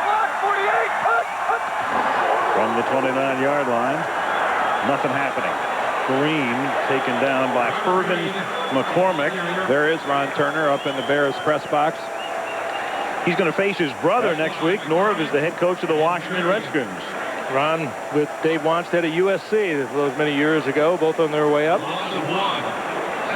He may have been at USC, but I think Ron really would have loved the UCLA job last year when Terry Donahue retired. I know that Troy Aikman put in the word for him, but Bob Toledo got the position. Second down and 11 from the 31-yard line. Kramer throws to Green. Thomas takes Green down at the 25-yard line, and another big third down play coming up with 12:40 remaining in regulation. A gain of 8 on the play. Chicago looking up Michigan Avenue. What a night. Starting our 27th year of Monday Night Football here on ABC. Our whole crew is here. Kenny Wolf producing down in the truck. Craig Janoff directing. Some of our camera people, tape operators, have been on this package for all 27 years, as hard as that is to imagine. And some of them looking. Third down, 5, and timeout, says Kramer. Timeout. 12:06 remaining in the fourth. And when we come back, third down and 5. Kramer protected well, fires incomplete, tried to sling it into Ryan Wetnight, the tight end, who's had to play most of the game because of the injury to Keith Jennings. Incomplete. And now Carlos Huerta, who missed his last attempt, will try to hit one from about 43. Kramer was being careful with this. He really put something on this. He didn't want it picked off, threw it down low, gave Wetnight a chance to handle it. Threw it a little bit behind him. Really hot, too. Yeah, just a little bit behind Wetnight. Little pressure. A heart in your throat. Yeah, little pressure here on Carlos. Oh, you bet. Yep. And a big controversial decision. He beats out Butler for the job, and then Huerta splits the uprights from 42. He would have left the field on the other side. Yes. Rather than face Wanstead. 11:56 left in the fourth. The Bears extend their lead to 13-3. By Kevin Williams, who comes straight up the middle, out past the 20 and tackled up at the 27-yard line. Well, Deion Sanders, we have talked about him all night because you can't avoid him. And we put together this little montage on what has been as active a night as any NFL player has had in maybe 30 years. That first shot we had of him was a tackle that jarred the ball loose and forced the first turnover of the game. Michael Timpson wound up putting points on the board for the Cowboys. One thing we've seen tonight is you look, he's gone 89 out of 100 possible plays tonight on both offense and defense. Keep in mind that a normal player goes about 60 plays in a game. Aikman throws, and there is Deion's 90th play, and his flag goes down. Walt Harris with the coverage. And one thing I think Dion has shown me tonight, and I think everyone else, is that initially this guy was really a guy that just ran a deep fly pattern, a deep post pattern. Tonight, that payoff is really being shown of practicing all through training camp, running all the routes. Numbers 21 and 89 were both moving at the Yeah, that time Dion was moving before the snap. Well, they're saying both Dion and Ware, Derek Ware, the tight end, were both moving at the same time. Might indicate the snap might have been a little slow coming up.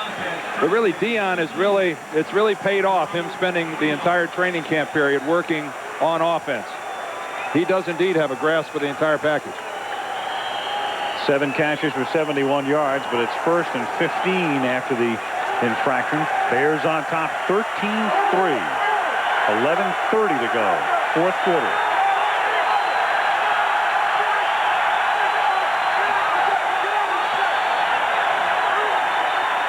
Aikman from the 22. Dion.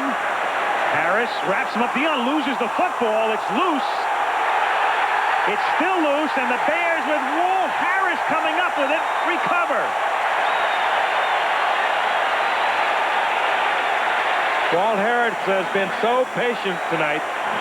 I know they've told him, don't let him get behind you, and he has not. Now they're going to discuss this. Was the ball at any point out of bounds? Clearly not, according to the signal from the Bears, but they're still going to discuss. Dion may have the question too is, did Dion recover the ball and then was the play over because he was down? The ball came loose, but there's no forward progress. There was a fumble recovered by Chicago, 1st down. That happened right in front of the Cowboys bench, right in front of Barry Switzer. Well, it all starts with Dion trying to make something happen. There's the ball. Certainly it is out. Right there. Did he get it back? Yeah. It certainly looked like it from that angle, although we couldn't see the ball. That's what Emmett is saying.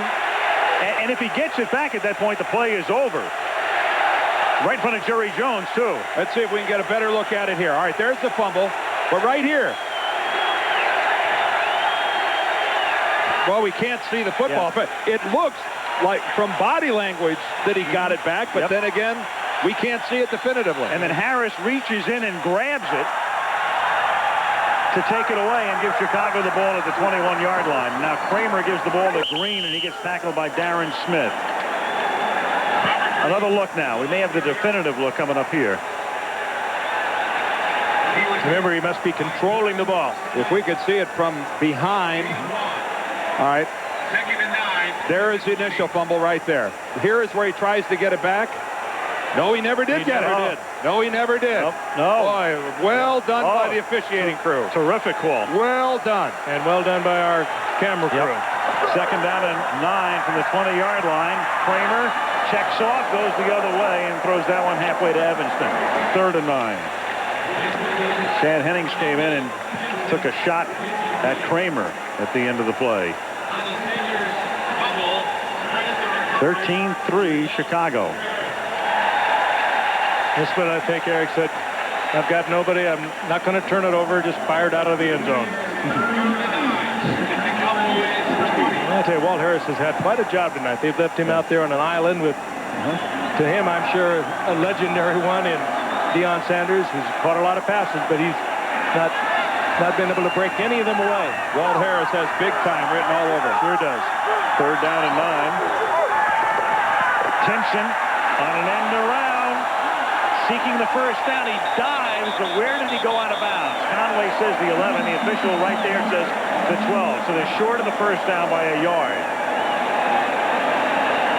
Well, Dave wants that. You know, the minute that schedule came out, the ex-Cowboy assistant focusing on this game. And they're going to send the field goal unit out. They'd like to move this up to 16-3. Boy, Timpson's so close to being able to pick up that 1st down. He got some good blocks downfield. Made a decision to go to the sideline rather than to cut upfield. Well, he was looking right into the face of Brock Marion if he brought it inside. We're to now a 29-yard attempt. Sauer run to hold it. Whistles before the play. No kick. No kick.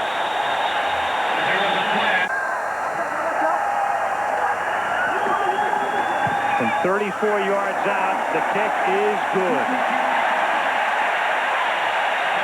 So Huerta is 3 of 4. And Wannstedt's Bears take a 16-3 lead with 9:48 left in the fourth. The end runs it back to the 17-yard line, tackled by Anthony Marshall.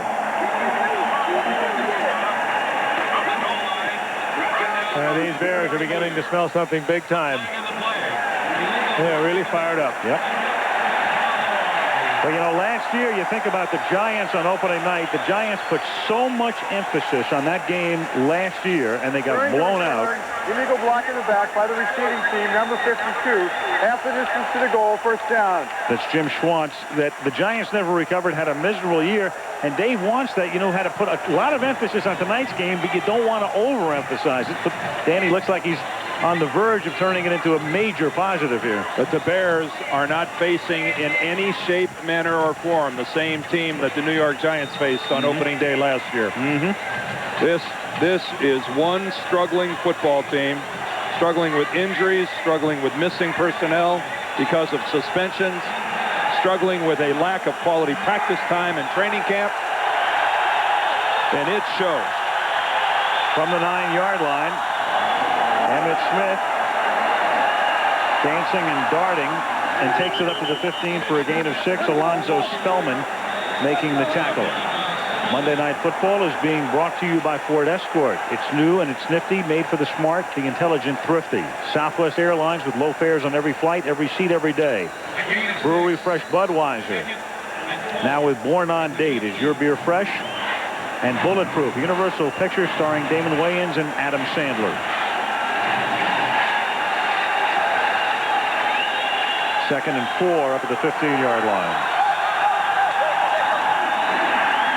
Aikman throws, and it's a little too short. Johnston waiting for it and waiting, and it's tantalizingly close, but off his fingertips. Boy, and there is a derisive moose call from the Soldier Field crowd.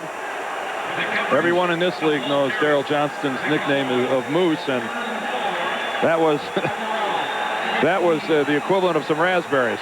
It's certainly catchable, but I mean, it was a poorly thrown ball, too. Moose trying to make something big happen. You're down 16-3. He's thinking about turning it upfield and getting some yardage. That'd have been a heck of a catch. Threw him a changeup. And Aikman hit as he throws. It's a loose ball that is picked up in the end zone. It's Brian Cox. Touchdown. Kevin Minifield on the corner blitz stripped it, and Brian Cox living a dream right now. Well, the Bears have been blitzing on almost every play throughout this entire second half. Well, it's a corner blitz. It doesn't come off the corner. It's a corner only in that Minifield is a corner. But the blitz comes between the center and the left guard, both of whom are occupied. Right on the left side of your screen, you see Minifield. Emmitt Smith has to try to duck all the way around Aikman to get to Minifield. An easy touchdown for Brian Cox. Oh, baby, the boys are in trouble. First touchdown of Cox's career after all of the years in Miami, signing the free agent contract here. And then Flanagan, a defensive tackle who has scored 2 touchdowns himself. I mean, those two guys can talk about putting the ball in the end zone. 2 key figures tonight were brought in by the Bears to bolster the defense. One of them is Brian Cox, the other Walt Harris. They both played superb games tonight. And Chicago will line up for 2 with a 19-point lead. They'll try to extend it to 21.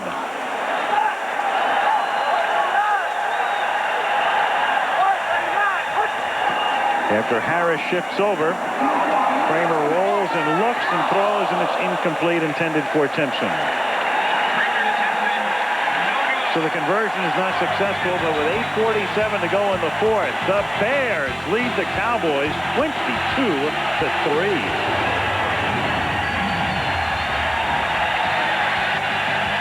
Williams, and he brings it back to the 20. So the Bears rocking and rolling as Aikman takes over. Brian Cox with a reaction after the touchdown to put him up by 19. And at Soldier Field, unless the Cowboys can mount a major comeback, gents, they have to wonder, is tonight the precursor or is it an aberration? Well, what they need to do, first of all, is spend some more good time practicing. Keep in mind that guys like Eric Williams, Ray Donaldson only got 2 weeks of training camp. They need to get some of their people back. They need an Eric Bjornsson to come back and give them some quality play at tight end. Needless to say, it's premature to say the Cowboys can't defend their title, but they are going to struggle early in the season. Here's Aikman now throwing it out to Dion as he's tackled by Harris. They're missing Novacek, and Novacek conceivably could be gone for the season. You know, Irvin is gone at least until early October. And they're very it'll be a thin while before things can get better for them. And so thin everywhere. But tonight it has to be just devastating. A masterful coaching job. Take nothing away from Dave Wannstedt. He put together a brilliant coaching job, and coming into the game in the very first moments of the game, they lose Keith Jennings, a big part of their run game offense, but still they've been able to adjust, and they've done a wonderful job. Second down and 1, and Emmitt Smith picks up the first down up to the 42-yard line. The Cowboys get to go home for a couple of weeks, so they get some home cooking. They go home to play the Giants, then they play the Indianapolis Colts. You have to wonder, though, in the heat of Texas Stadium, is Dion going to be able to do in the middle of the afternoon against the Giants what he's done here tonight against the Bears? Is he going to be able to play this many reps? And then after they go home for those two, they go to Buffalo, so that's a tough game. And then they go to Philadelphia on a Monday night in another very tough game. A little confusion on the part of the two wideouts. Sanders lined up at the wrong side, and they're going to run out of playtime. And Troy's body language on that said a lot. Well, this will be interesting to see how Dallas handles this. Needless to say, they'll take their 1993, Richie Pettibone was making his Washington Redskin debut as the head coach, and the Redskins won 35-16. Footnote, of course, Emmitt Smith was holding out in that game and the following week as well. Cowboys went 0-2. Emmitt signed. Next thing you know, Super Bowl.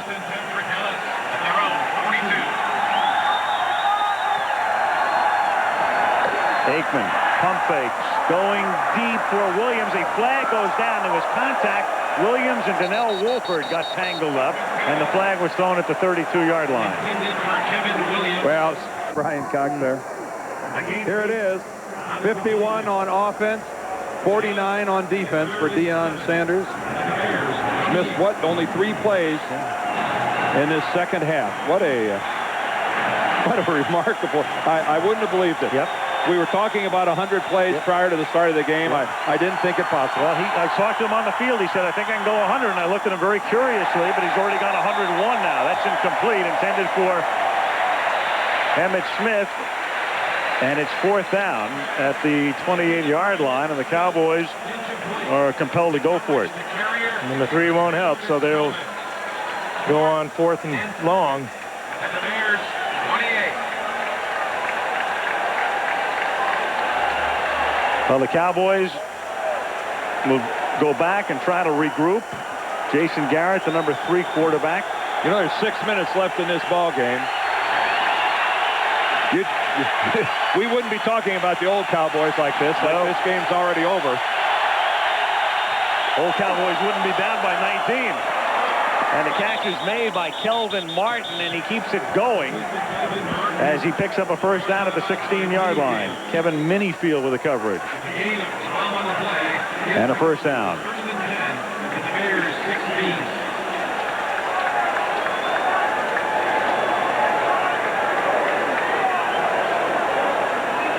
Good strong arm by Aikman here. Tough pass to throw. He's got a lot on it. Minifield way behind on the coverage of Martin. Good time for Martin's first catch of the night on a 4th down play. Now from the 16.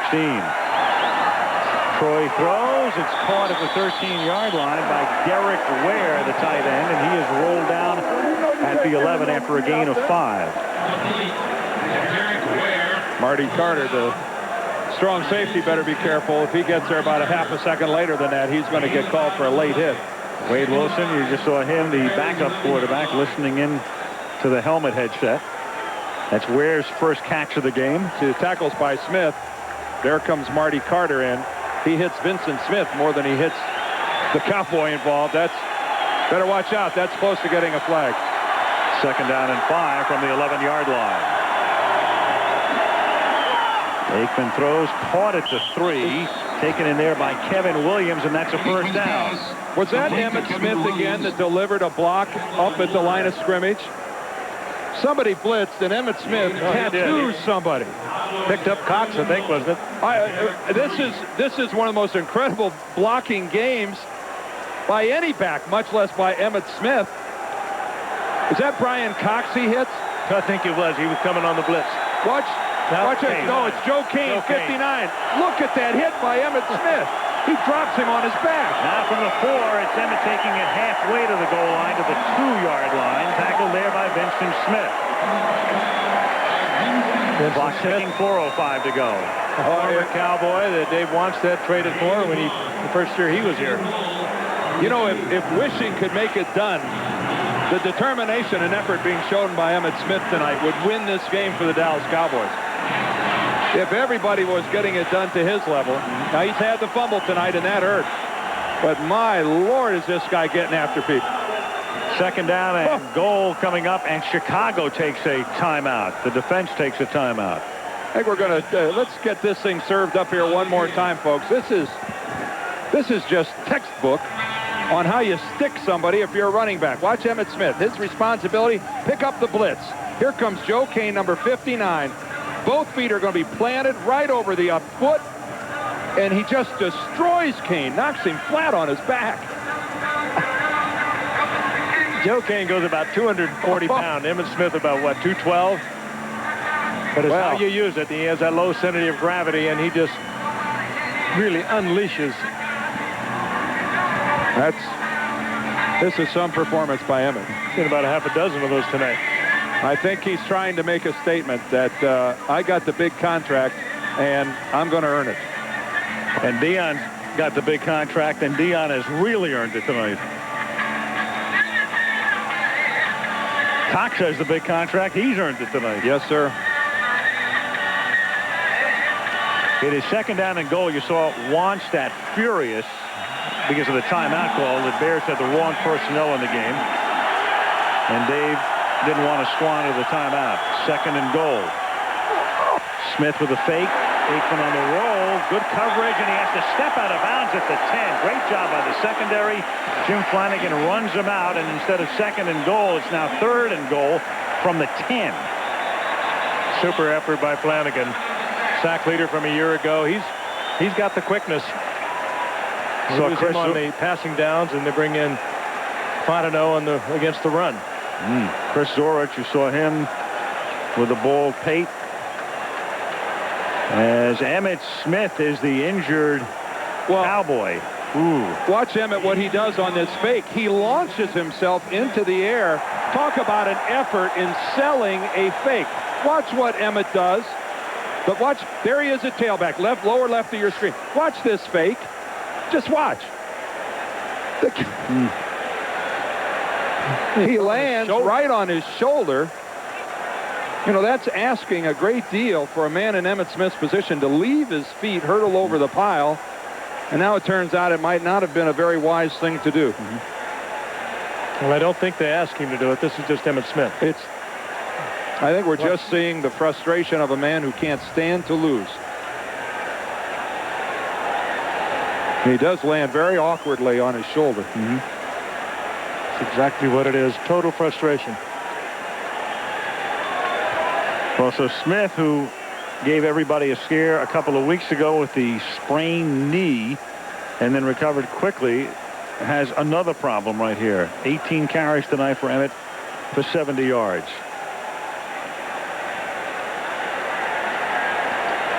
It is impossible to love and appreciate this game and not just come away with an admiration for Emmitt Smith.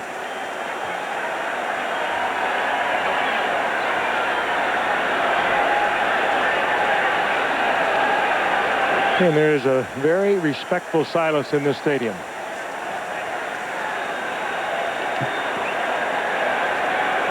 Emmitt has had incredible recuperative powers He's been hurt, shaken up. In fact, his most serious injury may have been in a Monday night game in New Orleans a couple of years ago, and he pulled his hamstring. It looked like he might be done for the rest of the year in postseason, and came back. And Jerry Jones, of course, with Barry Switzer, and clearly the concern is written all over their faces. They're bringing out a gurney. They are bringing out a stretcher onto the field. And this has just taken on an entirely new meaning now. Now they're looking at his neck.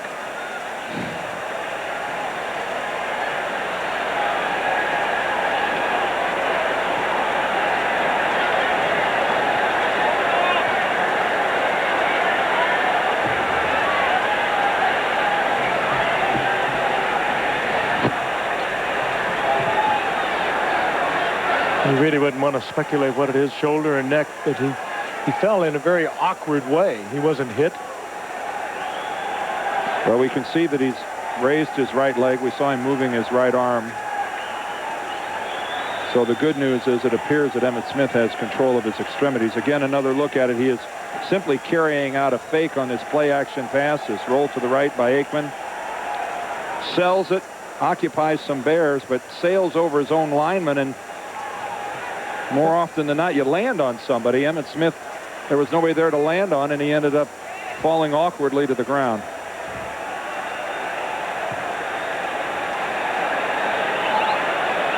Kind of landed on that right shoulder. And the elbow. Yeah. Any number of things could have happened. In his career, and it's been a spectacular one, and he is the all-time workhorse, he has missed only one regular season game because of an injury.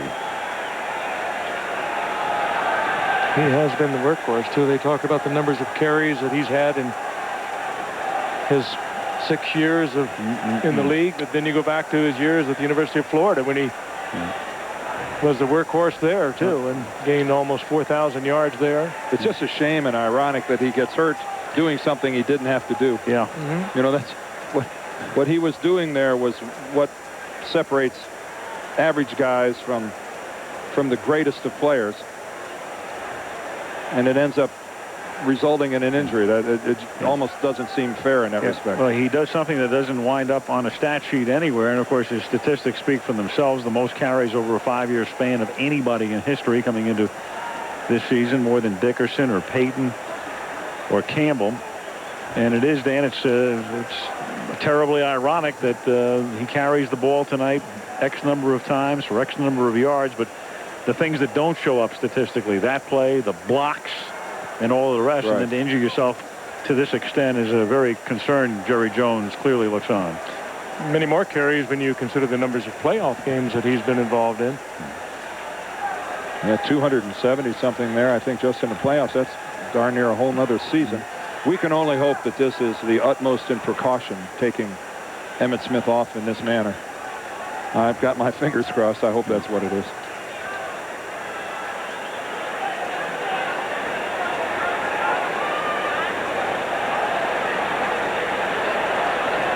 Most of the capacity crowd has stayed here at Soldier Field, nearly 67,000 of them, and they are very hushed.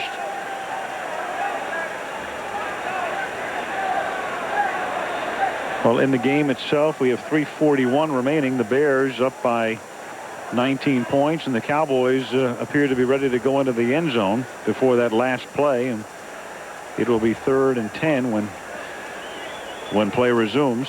And the backup to Emmitt Smith is Sherman Williams. I think you're right in the sense that even the Bears fans are traumatized by this. Well, this is a sight that, has become all too common in NFL stadiums in recent years. I guarantee you that Emmitt Smith will get an ovation. I hope he's able to hear it, because for being on the road, I suspect that these Chicago Bear fans will want him to hear them. Well, he's one of those guys that really, he crosses fan boundaries. I mean, there's an appreciation for Emmitt that clearly extends. He belongs to everybody. Dallas, yeah. He belongs to everybody in a sense.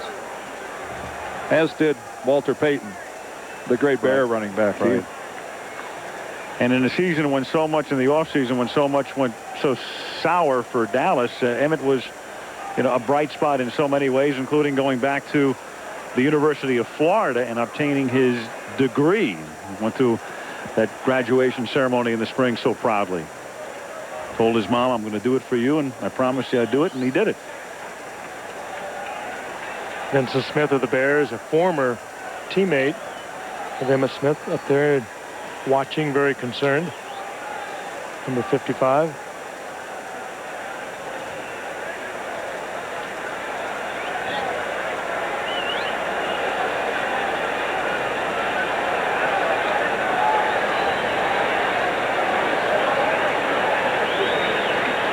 Sure took the time to actually strap Emmett to the board.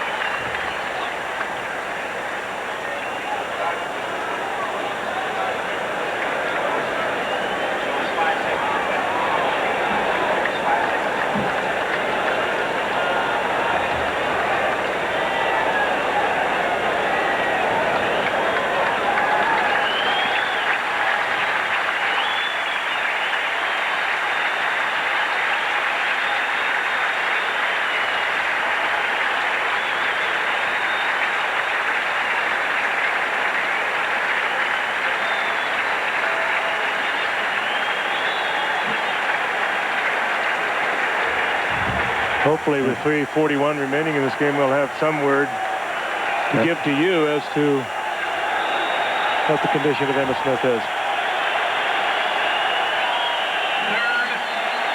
So as play resumes now, it's 3rd and goal at the 9-yard line. And this nightmare of a night for the Cowboys ends with the worst conceivable scene. Emmitt Smith carted off in that fashion as Darrell Johnston can't hold in the pass. And it will be 4th down and goal from the 10-yard line. Well, that ball just got away from Troy Aikman. He has Johnston out in the flat. If it's a better pass, Darrell might be able to take it and break a tackle and get anywhere near the end zone, but that ball just floated away. So now Chris Bonio will attempt a field goal from 28 yards away. The Cowboys figuring you need 3 scores at this point, so somewhere along the line they'll need a field goal, and why not now? Down by 19, trying to make it 16, and the kick is good, so they're down to within 16 now. 2 touchdowns and 2 two-point conversions. Right, and a probable onside kick. What a nightmare night for the Dallas Cowboys. It opened this way and is continued. With the mistakes at the beginning of the game, opportunities that they didn't capitalize on. Well, let's get a report. Lynn Swan, what do you know, Lynn? Well, Al, they brought him off the field, and I was told by Rich Dalrymple, who talked to the trainers and the people who were on the field, he said that Emmett hit his head. He felt a sharp pain go down through his back, but he had movement of all of his limbs. He seems to be fine, but they are being extra careful and taking every precaution to make sure he is okay. That is why they strapped him to the cart. They took him off the field. They just wanted to make sure he is okay. They'll go into the locker room. They'll continue to do some other tests. There's x-ray equipment here. Again, he seems to be fine. They're just taking every precaution available to them at this moment. Al? Okay, thank you, Lynn. And I know Lynn will stay on top of that until we go off the air. The Cowboys, meanwhile, clearly lining up for an onside kick here with 3:33 remaining in regulation. Chris Bonio has to go at least 10 yards and does, and it's a loose ball at the 41-yard line and at the bottom of the pile. One of those piles where everyone's got it. Yeah, that ball may already have changed hands a couple times. There's the ball. Is Dallas's ball. No, well, one official says Dallas's ball, and then Ed Hockley says Chicago's ball. He just got turned around and pointed the wrong way. Conway had it. Well, it's kind of disheartening to see all the officials looking at one spot for the ball, and all of a sudden somebody about 4 yards downfield is holding it. Yeah, brought his ball onto the field. You're right. He might have brought it out under his jersey. They put all the sure-handed types up there, all the receiver types. There's Timpson. He had the first shot at it. Conway actually had to save it. Ingram, 81, might have been the first guy to touch it and didn't handle it cleanly. It changed hands. From the 42-yard line, 1st and 10, Chicago. And this is Robert Green taking time off the clock with 3:18 remaining in the 4th quarter, and the Cowboys have to start using their timeouts. And they take their first here.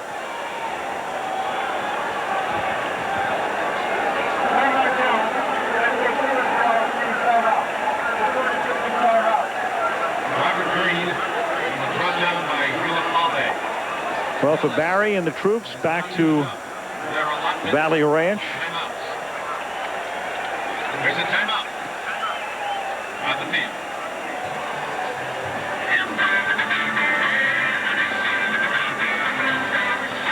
Getting a report, Kenny Wolf telling me that Emmett has pain from his neck down through his back to his waist, and that the x-rays are what they are describing as more precautionary than anything else. So that's, yeah, they want to full movement, and that's about as good a report as we could get right now. Yeah, they want to emphasize that Emmett has full movement in all of his extremities. So, and again, we'll check in again before we go off the air with 3:18 remaining in the 4th quarter. On the last rush, 2nd and 7. Dallas has just spent its last timeout, and Chicago can take time off the clock now as Eric Kramer hands the ball off to Robert Green. And the Chicago Bears will come away with a win as we have a little pushy-shovey here. Go to Washington, and then, among other things, they may get Rashaan Salam back next week as well. Although that's very much in the air, it is no given that Rashaan Salam will be back next week. Hamstrings, one of the most unpredictable muscles in your body in terms of trying to gauge when you're going to be able to come back and operate effectively, Frank. It's better when you're young, and he is young. Everything's better when you're young as far as getting better. 3rd and 4 from the 35-yard line. Green again, close to a first down with 2.5 minutes. And the Bears, whether they made the first down or not, do not have to run a play before the 2-minute warning.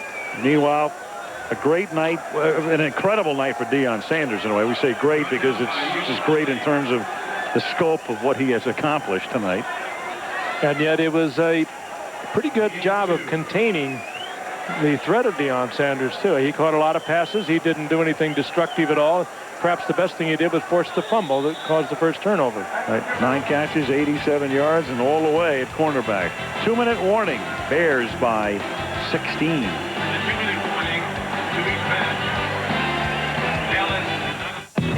Our ABC television network, Alabama's ABC 33 and 40 in Birmingham. Proud to have the gang aboard for our primetime beginning to Monday Night Football, year 27 in Chicago.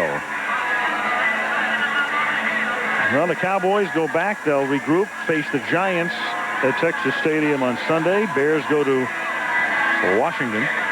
With 2 minutes to go in this one, Brian Cox in his Bears debut. Brian coming over here. He was a much sought-after free agent, but the Bears did a tremendous recruiting job on Brian, who told us a couple of weeks ago. I asked him the question. I said, if Don Shula were still coaching the Miami Dolphins, which uniform would you be wearing? He said, Miami. He was my man. Not that Jimmy didn't want him down there. It was partially the salary cap situation, and he just took a look around, did Brian, and wound up with a big contract. Well, there were a lot of people who wanted him, but he never got out of Chicago. Yep. Not the only player to have a great deal of admiration for Don Shula. 4th and a yard as Kramer with the surge may have picked up the first down. Of course, Brian Cox, his wife is a native Chicagoan, went to high school here. I went to the same high school as Dick Butkus, I believe. Right. Chicago Vocational, and so that has to have had a big part. He's from downstate Illinois, from East St. Louis, Illinois. Played in the legendary high school program there for Bob Shannon, and so in a sense he's almost home.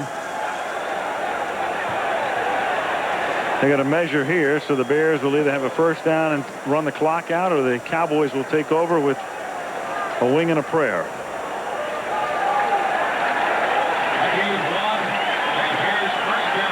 It is a first down, and they can simply run it out.